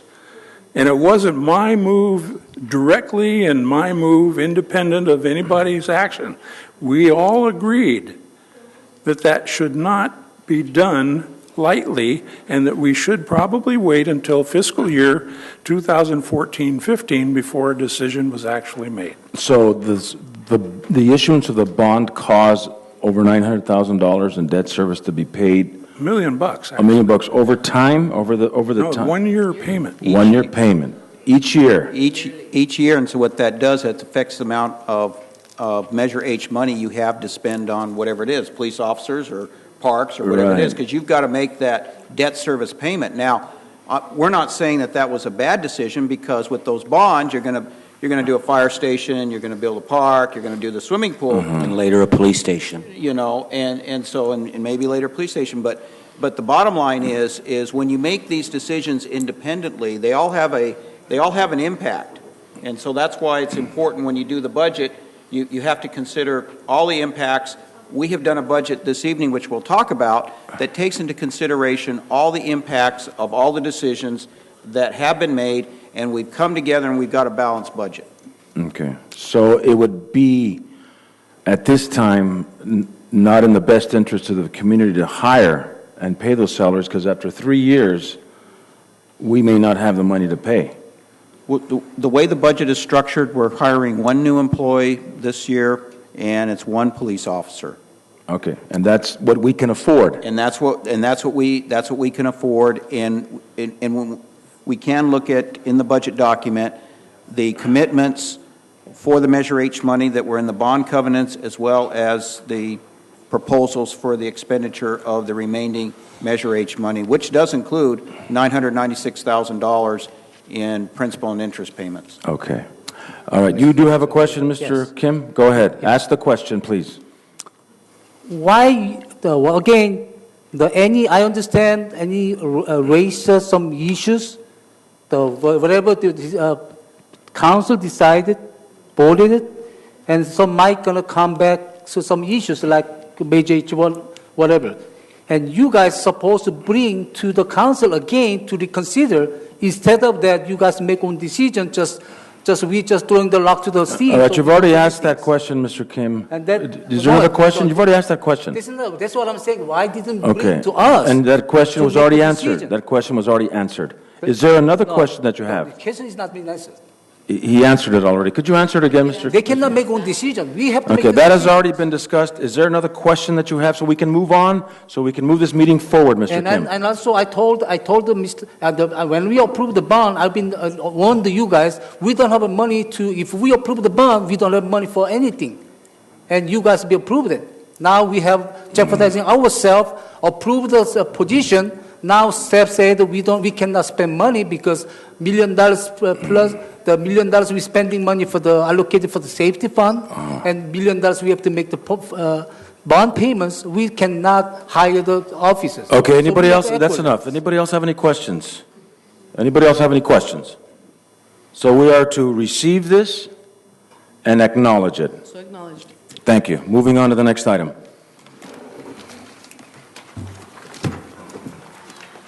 And this is the resolution for adopting the fiscal year 2014-2015 final annual operating budget and capital improvement plan for the city of Calexico. And again, I will defer to our city manager. Mayor, members of the City Council, members of the public, this is our second meeting wherein we are discussing the budget for fiscal year 2014 and 2015. At our last meeting, we spent considerable time going over the executive summary of the budget. The executive summary is 15 pages, and we do have some copies in the back. And what the executive summary does is outline the major policy issue as it relates to the budget and outlines the major budgetary issues for consideration by the City Council. Now, this particular budget is different than other budgets that Calexico has had in the past. This budget is not just a list of numbers and line items, but rather it's a policy document, it's a financial plan, it's an operations guide, and it's a communications device that provides us a roadmap as we go forward to achieve the goals of the City Council. The budget has 5 strategy areas, as we talked about last time: land use development, economic development, infrastructure development, and community services, and most important is financial stability and financial sustainability. The budget is balanced as it stands right now. We are not using any reserves. We have closed the gap. The general fund expenditures are projected to be $17,358,585. The total expenditures across all 32 accounting funds is $44,107,000. As we indicated previously, that there is the additional of 1 police officer, and we have outlined in the budget, and if you want to look at your executive summary, page 8 is the budgetary fiscal challenges that this city faces, and they include increases in the California Public Employees Retirement System, and that is primarily caused by changes in their actuarial assumptions. And we will continue to see those increases not only this fiscal year, but in the next 5 fiscal years that will result in additional costs of 5% for miscellaneous employees and 7% for public safety. In addition to that, we have a 13.2% increase in health insurance costs that will cost the city $2,008,447. Health insurance is one of the major cost drivers of our city government, and one of the unique things about Calexico is that instead of us buying insurance, we have chosen, or what was chosen in the past, is to be self-insured. The problem with that is the first $75,000 of any health insurance cost, whether it's an employee or a dependent, is paid for by the city before reinsurance kicks in. One of the things that we proposed is to do a study to see if it's more cost effective to actually purchase insurance. our health insurance costs are going to rise dramatically in the future, because if you look at our workforce, and while some people look very young, you know, many of us are older, and our workforce is getting older over time. And so that's one of the things we need to take a look at. Another thing that we had to absorb in the general fund was the federal grant that funded 4 firefighter positions. It was being funded by a federal grant, what they call a SAFER grant, had to be absorbed by the general fund. So we not only had to close a general fund operating deficit, but we had to also absorb 4 firefighters, and that cost to do that is $341,880. Now, another issue facing us is the dramatic rise in our insurance costs, primarily workers' compensation. I think I indicated to you we have 38 open workers' compensation cases. We have formed a workers' compensation management committee, and we are attacking this particular problem, getting people back to work or taking other appropriate actions so that they either get better or we move towards separation. This committee is made up of John Quinn, myself. We have the Human Resource Department. We have our claims administrator. We have JPIA, our insurance company. Everybody's involved. We meet every 2 weeks. We go over these things claim by claim in an effort to cut our costs. Now, if you go to page 10, this is the list of capital projects. There's 29 proposed capital projects. And the way these are being funded is primarily through grants and the enterprise funds. These capital projects that you see here are in various accounting funds of the city. But what we've done in the executive summary is we have summarized them all. We propose to do more in the way of deploying of technology. We talked about how we're going to utility billing using technology. But one of the major things we're going to do this year through our water fund is we're going to go to automated radio meter reading system that will completely eliminate manual meter reading. And basically this system, when we install it, we will install water meters that have a transmitter that will transmit to a tower that will then transmit to the water department every hour. So on an hourly basis, we're going to know exactly how much water everybody uses, and from there, the utility bills will be calculated. There'll be no more going out and reading the meters by hand. We're also going to install telemetry systems in our sewer lift stations, 8 of them, so that somebody from their iPad in their jammies at 1 o'clock in the morning will know what's happening with the sewer lift stations. And if there's a problem with the sewer lift stations, it'll automatically send an email and an alarm to our supervisors so that they know to send somebody out. We will not have to send people constantly out to check these lift stations. Very good. The other thing real quick, if on page 11, we are proposing to use Measure H money to begin constructing the Adrian Cordova Park. There is a park concept plan.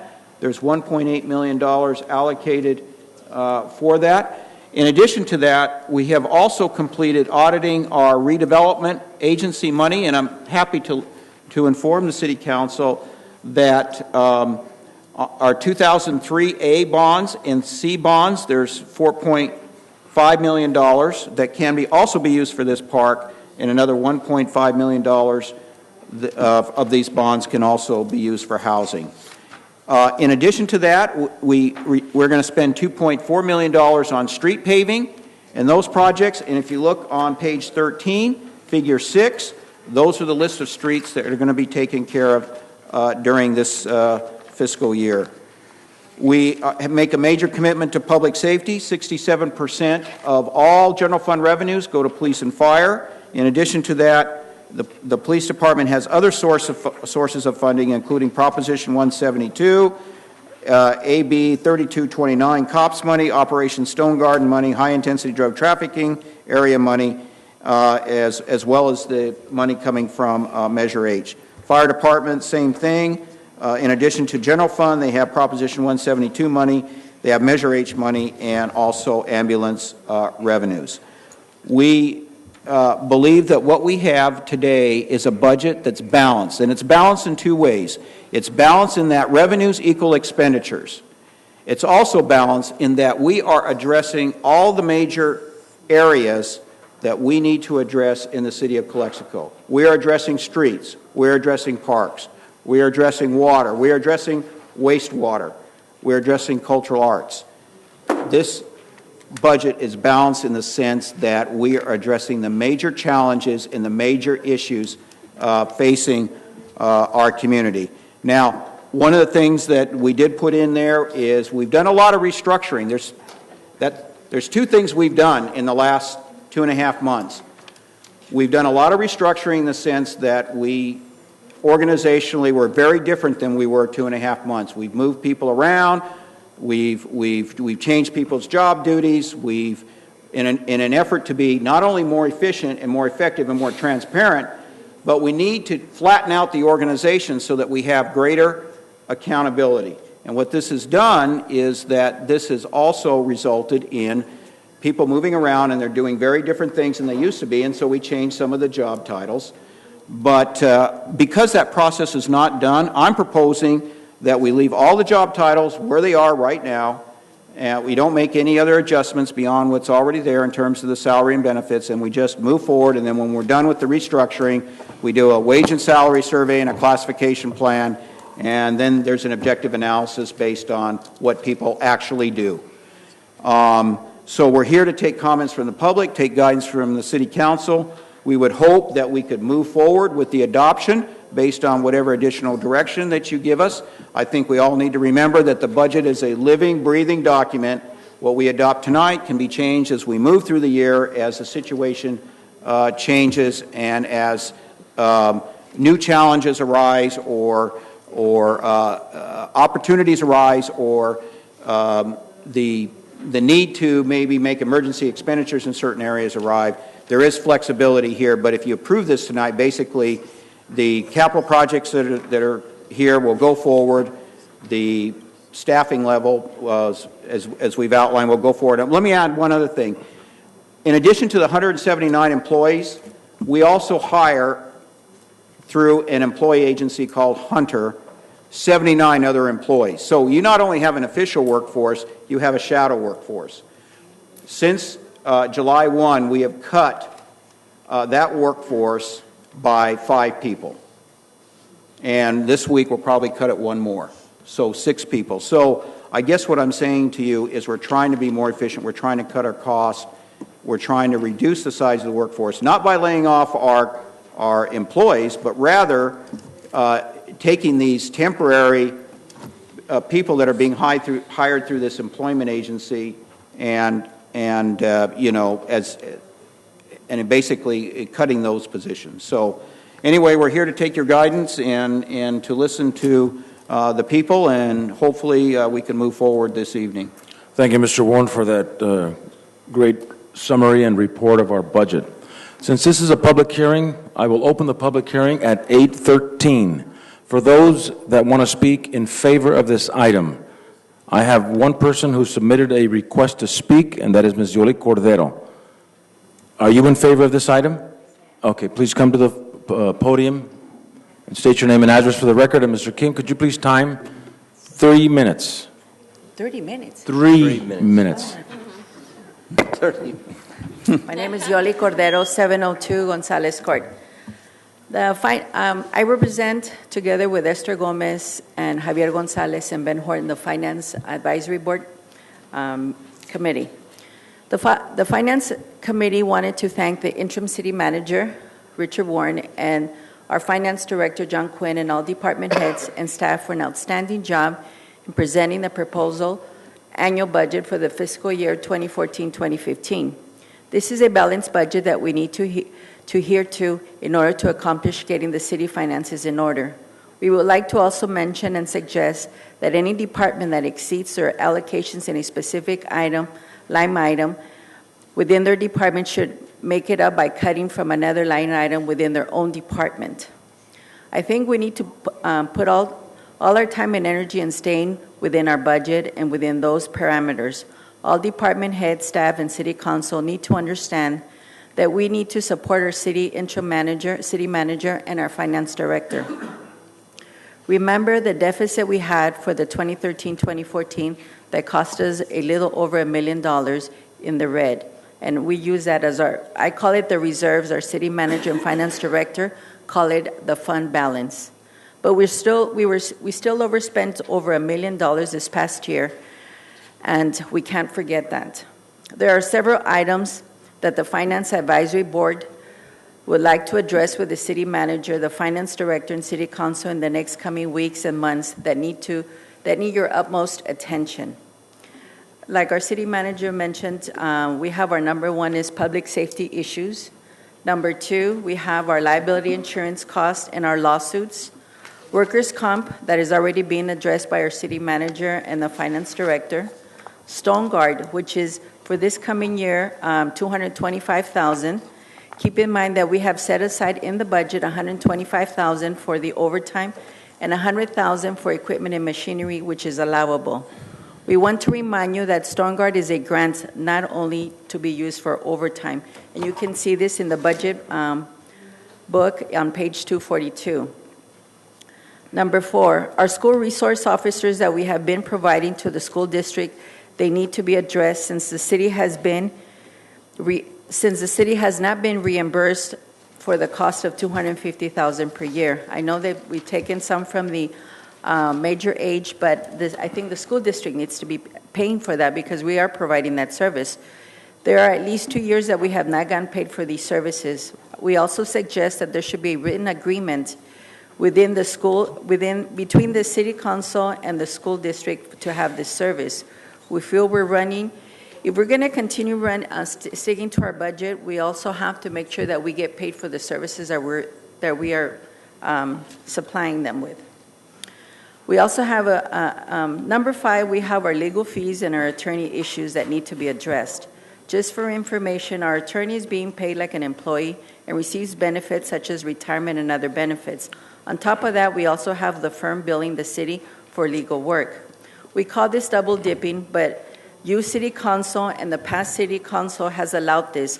Why, we don't know, but we think this needs to be reviewed and addressed. Ms. Cordero, please close. You're over past your 3 minutes. Okay, I'm done.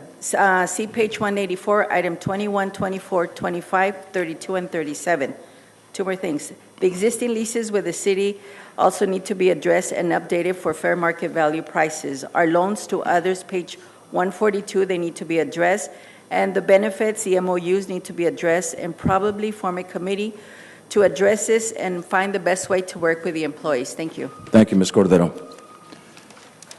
Anyone else would like to come up and speak in favor of this item? Caldi, could you get that for me, please? Jaime Jimenez. Go ahead and stop it and start it. Please try to honor the 3 minutes. Yes, I will. Jaime Jimenez, 5 Palm Drive, Calexico.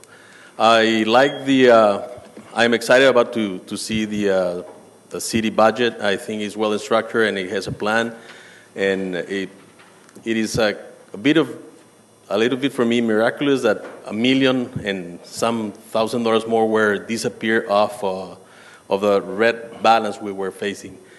And the only other thing that I will like to say is I respect the work of Mr. Warren, and I believe the council should get together and vote yes for this item. And one more thing is, since we're short of money, I would like to see a city that is more firm implementing the city codes and running some fines. I know that a lot of people that are not paying will be unhappy, but it's only fair. But for those that are paying their duties, there's people that are not paying business license for 3 years or more. We need to fix that. We need to show that the city has some teeth and some strength on enforcing this. And that's what I have to say. Thank you. Thank you, Mr. Jimenez. Anyone else would like to speak in favor of this item? Seeing that there is none, at this time I'd like to invite anyone who would like to speak in opposition of this item. Seeing that there is none, I will now close the public hearing at 8:18. 18. And I will bring it back to council for questions or clarification only. We had a lengthy discussion 2 weeks ago on this item. If there is a question or a clarification for the budget for this year, please address it now. Who would like to go first?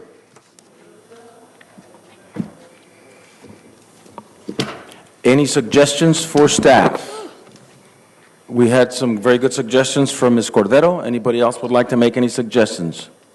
I'd like to suggest that if the city would like to settle the unsettling issue of the overtime that went over by 1.2 million in the police department, I think that it's time. This is the 5th time I've asked for it. We need a report. We need an analysis. Where, a plan of action, as Mr. Hodge indicates. Where is this going? A lot of the questions that were out there from the public about that issue is that where is the accountability? And if this were to occur once again where we don't have a control in that area, what are we going to do? And so I believe that it's only fair to ask for some type of an analysis and action plan to be able to not only monitor and control the overtime that occurred in the manner it did this past time, but also in all fairness, to be able to understand this department correctly and be able to have a proper tool to find solutions to this issue. Okay. Very good. Point well taken, Mr. Hurtado. Anyone else? Mr. Hodge, please. I understand Councilwoman Hurtado's concerns, but Chief, last year you gave us some type of report. Can you elaborate on that? Does that answer the concerns of Councilman Hurtado, or it was a handbook? Yes, we did provide you with a report. Besides, on top of it, the whole plan, as the city manager made reference to, the working plan, the roadmap that we utilize to run the department is part of the budget that you're to approve today. That's what you're budgeting. In addition to that, we are obeying the council's mandate to provide police services. It is your policies, your mandate that we provide the given services by the department. If you authorize, like Mr. Moreno made reference last week or 2 weeks ago, if you wish to make the policy and cut the services. I was talking to staff today, and the sheriff's office in the past, they cut services at midnight, they cut services at 3 o'clock. It's up to the council. That's a decision that's not up to me to make. You have to adopt a policy that says we cannot afford services for the community. We're going to cut the services at this or that level. We're pretty much running on minimum staffing, and that's why the overtime comes in, because when we don't have people to serve the community, we bring somebody on overtime as per your direction.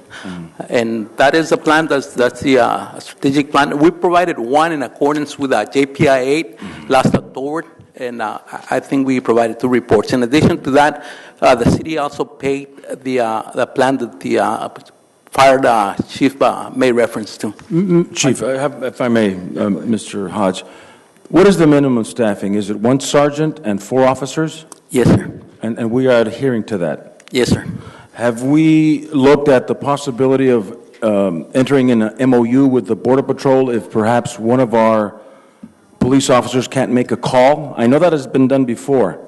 And I recall one instance back in the 80s where there was a call to the police department, but the police could not make it, and the Border Patrol showed up to assist in that public safety issue.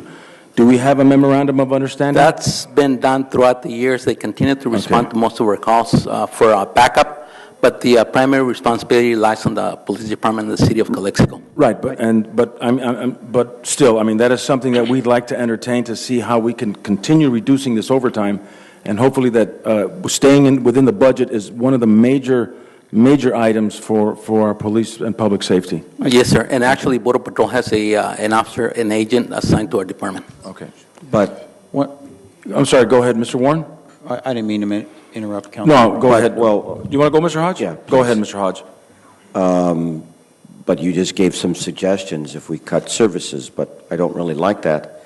How is the dispatchers, because that's the life and blood of this city. That's extremely crucial. How do you feel? Are we okay, staff? We're there? making do, and I talked to the city manager, and we're going to try to follow and adhere to the budget, but there's going to be occasion, like he said, it is a bleeding and breathing document. Down the road, we might have to make adjustments. But it is up to the council, and you direct us, and we'll cut the services. It's your decision. Well, it's not about cutting the services, it's about reducing overtime, and I think that I mentioned at the last time, an overtime policy across the board with all departments, that we need approval by city manager to bring in people on overtime. And I think we need to, that would be one of our goals this year, because if not, it'll be very difficult for next year to look at a balanced budget if we continue with this type of spending. So that's my 2 cents. Mr. Hodge, were you finished? I'm sorry. I'm finished. I was just going to say, I have met with the department heads and the chief, and we've talked about the overtime issue. We've talked about the service delivery issue, and we've made it very clear that we're going to continue to provide the same level of service, but at the same time, we are going to live within the budget that's given us, and I know the chief has made that commitment to me, and I'm going to be monitoring on a weekly basis. I'm going to ask every department head that if they have somebody who does overtime, we're going to talk about each person that has gone over for the week and why they did it. And so that's going to be part of our accountability that the mayor has asked for. I think there are things we can do in the police department to make us more efficient. One of the things I suggested when I first got here was that currently when the officers have to run a license plate or something, they have to call the dispatcher. Well, I have to tell you, in 4 police departments that I've had in the past, the mobile data terminals that are in the cars were hooked up in such a manner that the officer did not have to call dispatch to run a license plate or a warrant. They just typed it in their computer, it went to NCIC, and it was back in 5 seconds. Now, there's something where technology can be used to reduce the load on the dispatchers. This technology is very, very cheap to install, and it's very, very easy to do. Like I said, I've done it in 4 police departments.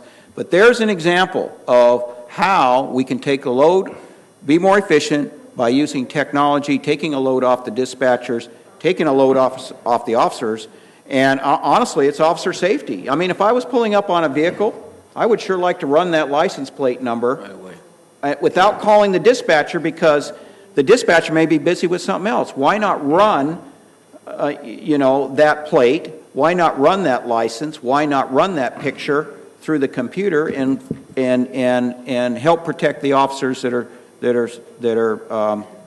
out there? So I guess what I'm saying is, I think there's still opportunities for us to be more efficient, to provide higher levels of service, provide better officer safety, and I'm going to be working with the police department and the chief to do some of those things. So, I mean, I'm just giving one idea. I have a couple of other ones that I think can help.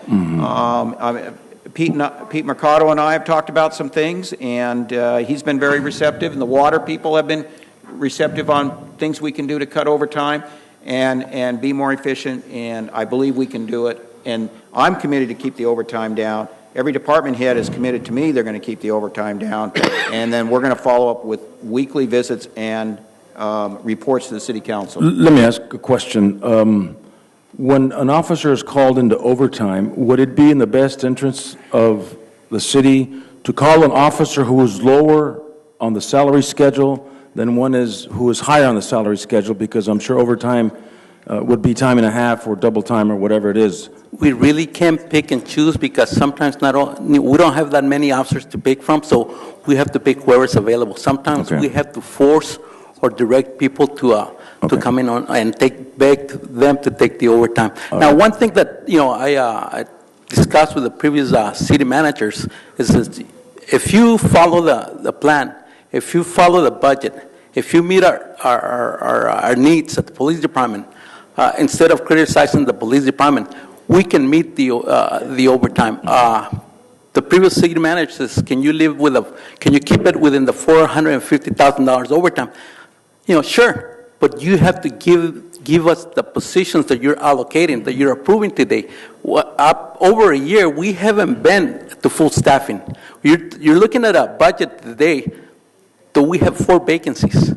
Okay. That's 4 salary savings you're doing. That's going to, let's say $400,000. That's going to cost us $600,000 in overtime. You're saving $400,000, but in overtime, time and a half, that's going to be $600,000. So with the 450 plus the 6 is going to be $1,050,000. But it's not because the department is wasting it. It's because you're not fulfilling your part of the contract, the budget. We're not following the road. We have a roadmap that we're not looking at. And as long as we keep those vacancies and continue to bank on the salary savings, it's going to take us overtime. I guess, you know, I'm happy to have these conversations offline with the chief privately, but let me just say this. The overtime is not a staffing problem. It's a management leadership problem. And I'm just going to be upfront. And, you know, I'm not trying to embarrass anybody. I'm not trying to cast stones, but it's not a staffing problem. Okay. All right, thank you. May I? Well, I had Josie, even though the public hearing is over, but did you want to say something? Yeah, it's in reference to the Measure H and their budget. Okay, go ahead, please.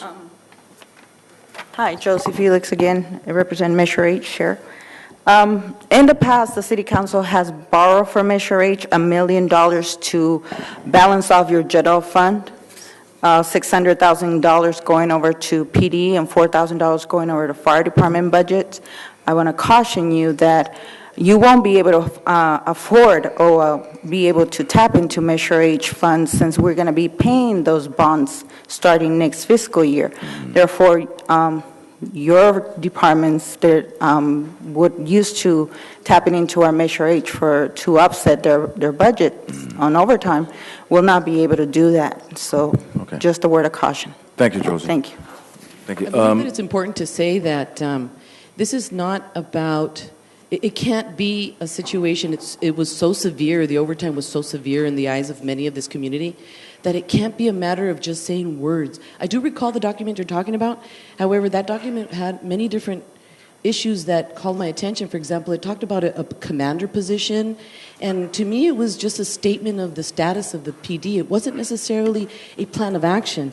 So I don't understand why, if it's a normal process to ask for studies, we're studying this, we're studying that, why is it we haven't been able to see a study and understand what is happening here and what is it that the whole staffing circumstances, because I don't believe it's fair to sit here and just listen to words. I would like to see just a report. I don't see why that's so hard that we can't get a report. The other document, if you guys want to base that as the report that we were asking for, not a problem. Let's have a presentation on it then soon.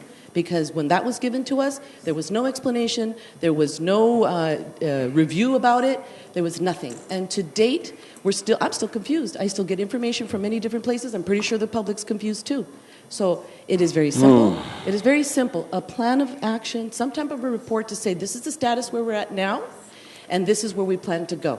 There is one thing that I just noticed now, is that you, sir, as the interim city manager, you're indicating that you will ensure that your department heads are held accountable for when they go outside of their budget. But in this case, I have not heard this department head say that he will himself be accountable for that budget. So it's a matter of who has the accountability and where's the transparency. So in order to be able to respect our citizens who have seen that this is a big problem, let's just give them a report. Let us review once and for all.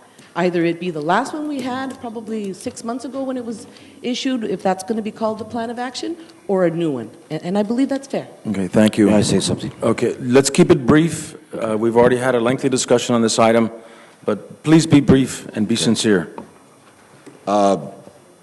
This is the one thing that divides us. It's the most contentious area. Other than that, everything else is pretty good.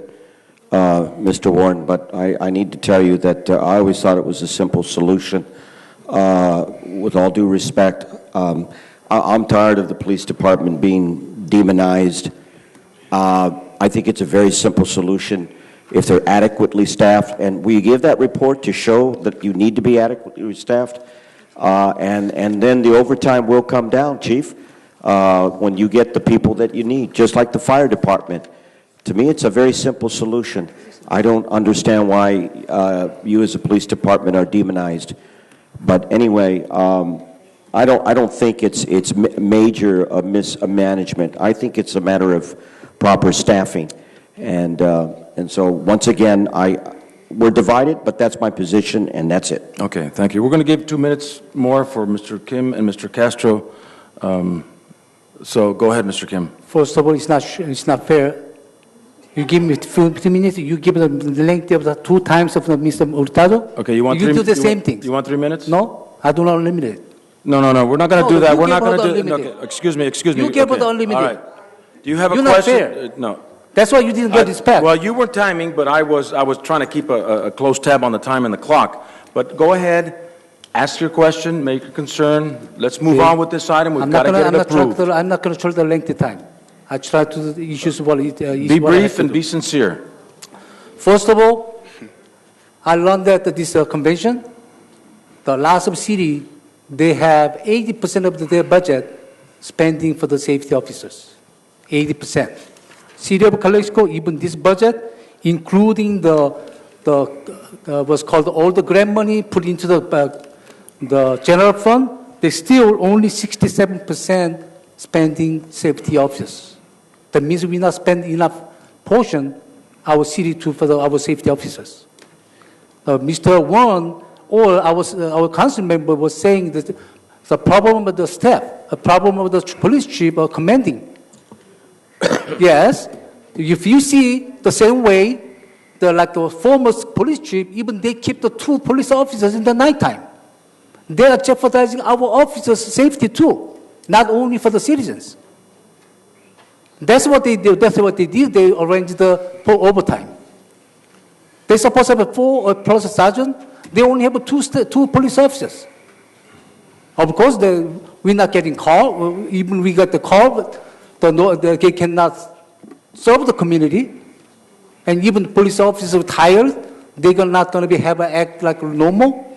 So we had a lot of issues through the police departments a year ago. Now we have settled down. Our police officers are doing a lot better job than what they used to do before. They have a little better condition. But still, we don't have enough staff. The 4 position we still obligated that even the budget included budget 67%, we did not staff it.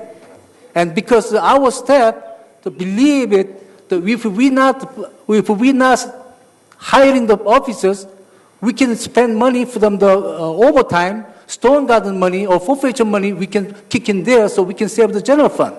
Even our staff, they intentionally make the overtime, 10% overtime for the police officers, try to using the grant money to save the general fund. That's what caused the loss of the overtime. It's not the police chief, it's a way that we supposed to have right staff, we're not in the right staff. We have some big issues, and no one cannot attend to the issues. Of course, they have to change the timeline. They have what's called right now. They changing the shift of the 7. But if they have issues, they have to stay. That all caused the overtime. How are we going to handle? So we're going to say, oh, your time is finished. Go home. So we have to do that. And that's what I'm saying. We have to keep the right step. Even the budget approved it, we give it full step, then we're talking about the overtime, what is going on. If the police chief was saying is, if we have a fully staffed it, he could manage a lot going down dramatically. Okay, you got 3 minutes. Please close. So what I'm saying is our budget itself, if they're showing $1.2 million for the general fund, the police overtime itself, it doesn't all the general fund, from the Stone Garden, from the grant together. Thank you very much, Mr. Castro. This budget is not factual budget. Thank you, Mr. Kim. Your 3 minutes are up. Mr. Castro, you have 3 minutes to close. Yes, I have a question on page 154 from the proposed budget. With all respects, I need to step out, Councilman Counts. 154, Mr. Castro? Yes. Okay.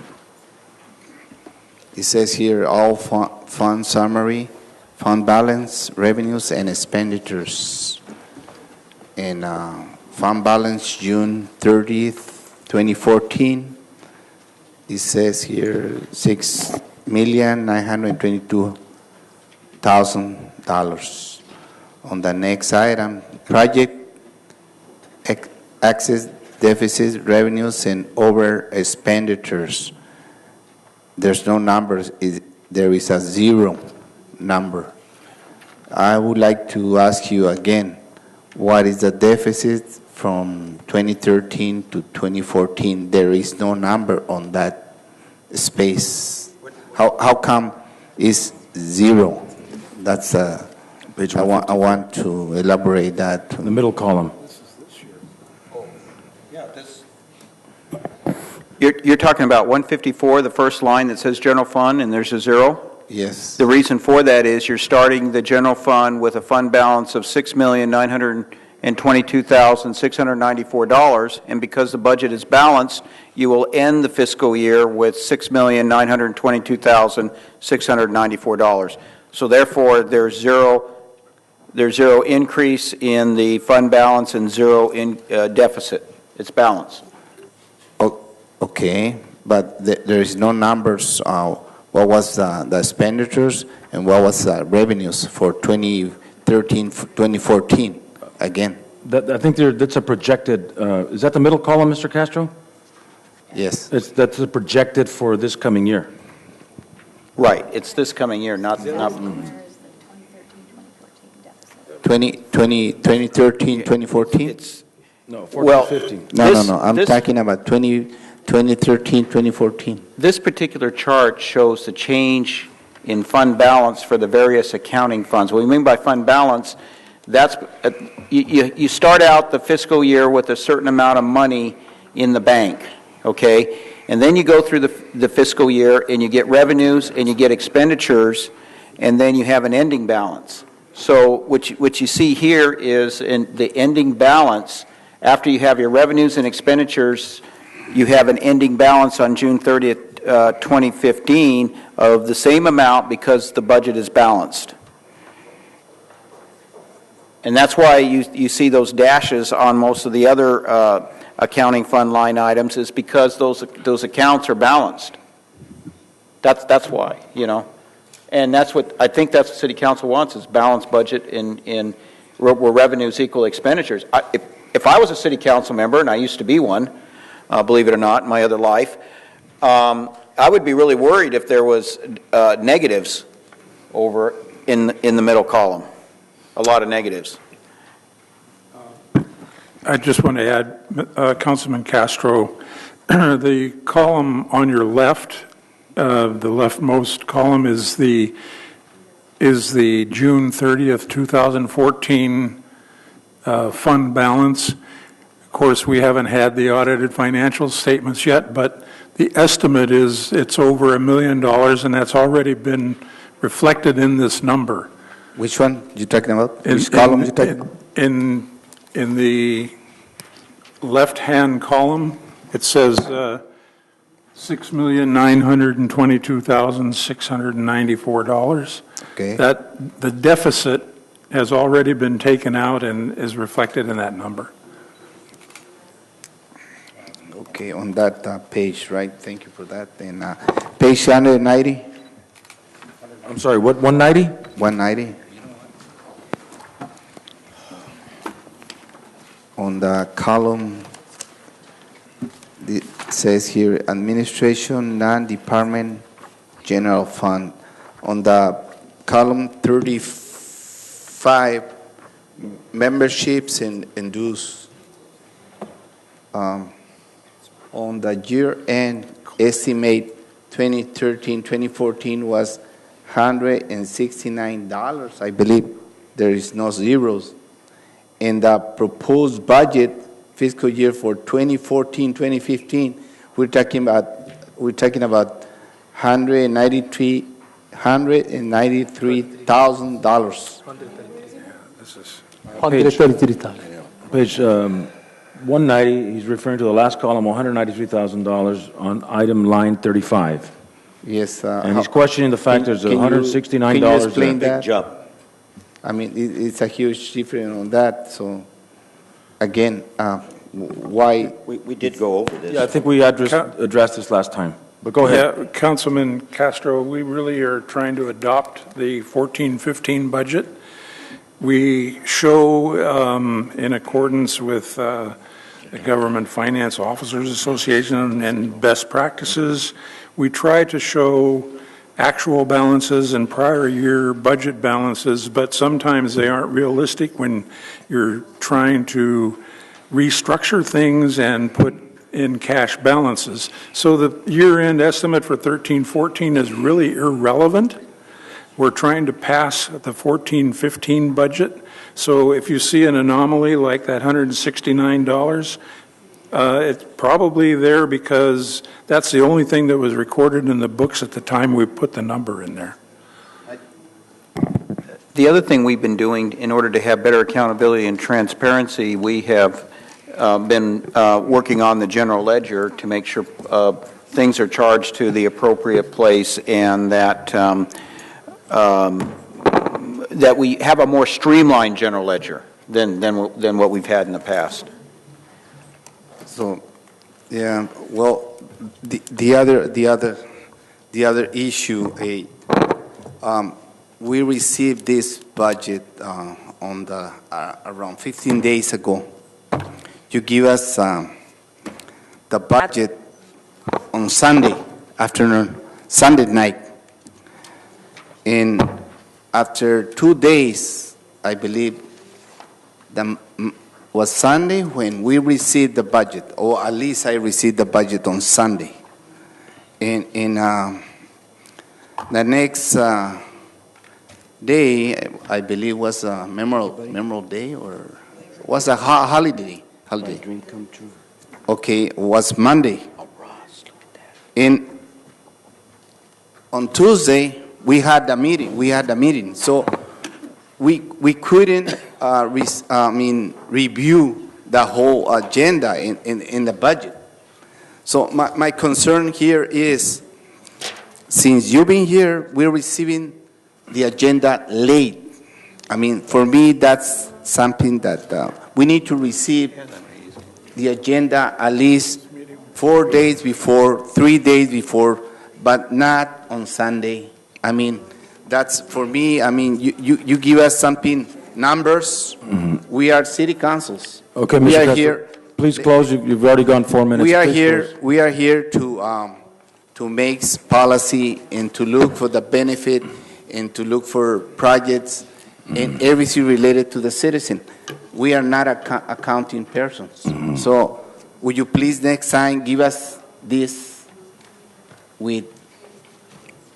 Thank you. Point is well taken. 3 or 4 days. Don't interrupt me. No, you've already gone past your 4 minutes. I'm not going to... You've already... Please close.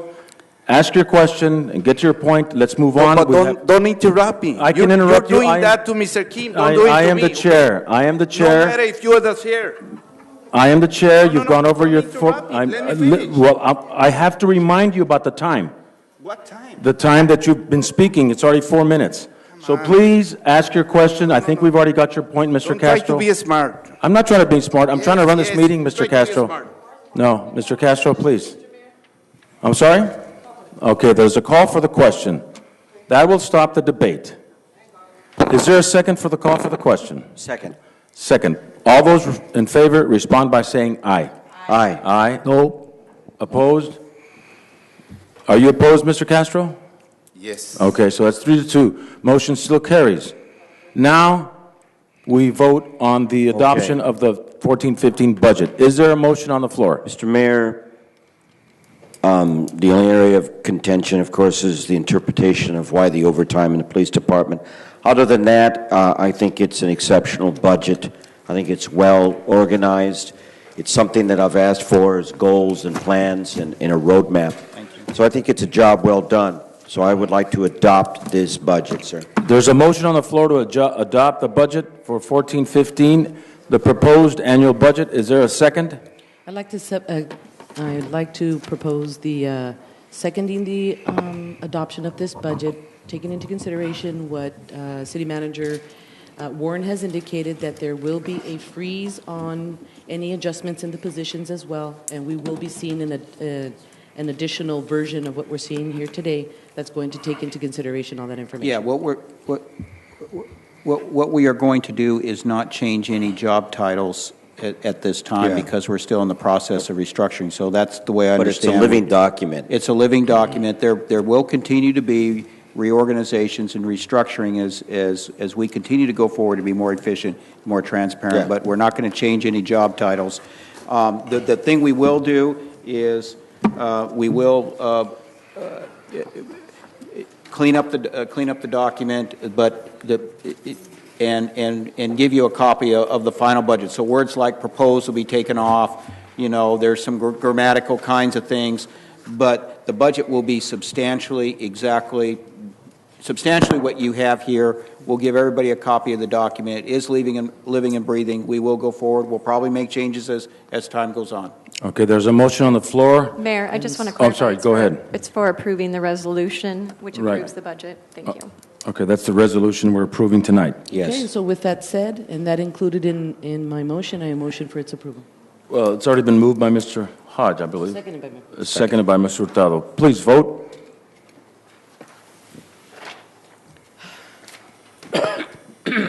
I said that. Wait a minute. Let me announce we've got a motion that carries 3-2 with Kim and Castro in opposition. Note my vote is because this budget is not actually. Okay, thank you very much. Point well taken, Mr. Kim. I'm going to allow you to go one future agenda item for the next meeting, which is October 7th. 7th. Thank you, Ms. Line. One agenda item. I'll start with my immediate right, Mr. Castro. Is there an item that you'd like to put on the agenda? No future agenda. Thank you, sir. Mr. Kim, is there an item you'd like to put on the agenda? Yes. I'd like to put agenda for the recall, the process. We discuss at the council to make the decision to what to do next. The recall process being done. Report came out from our city clerk. And they have a lot of the questionable actions there. I'd like to take that into the discussion by this council to put it on the agenda to possible take action to request to the DA to investigation of the recall process. Well, the recall didn't go through. It's a dead issue. I understand. I'm talking about the process. Do we have jurisdiction? I don't know. Yes, I would defer our city attorney. I would need to research that request. I'm not aware of that ever being discussed by a city council, so. Okay, so in other words, we can't put that as a future agenda item? I'm not sure. So Okay. I could So do she some could get back to us? Yes, investigation and get back investigation. Let me know, to the please. council, Okay. but if it's not appropriate for the council to discuss, we wouldn't put it on the Okay, agenda. well, thank you very much, city attorney. I will go to my immediate left, Mr. Hodge. Only two? One. Okay, I'll save the other one for next time. Both Yes. were good. City manager, whatever the possibilities are, I'd like for us to inquire about. I'm not an expert on this, but my wording is changing the allowed weight of trucks, the weight of the trucks, the tonnage that travel on coal and 98. I would like to really lower that so that we eliminate some of those trucks. But we do a plan because I know some of them need to go to the warehouses. But along 98, I think there are 3 or 4 schools. Yeah. Can you imagine? And it's dangerous. It's a state route. Yeah. How about if we were to do this? I'm just trying to be helpful here.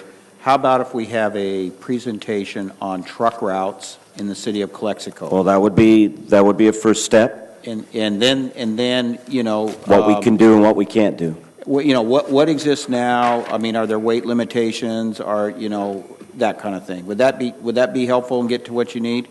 Well, it would be a first step. I mean, my goal is to see less of those trucks on Coal Road. You know, yeah. Why can't they take Highway 8 if they need to? Unless they have to go. I don't think all of them need to go to the warehouses.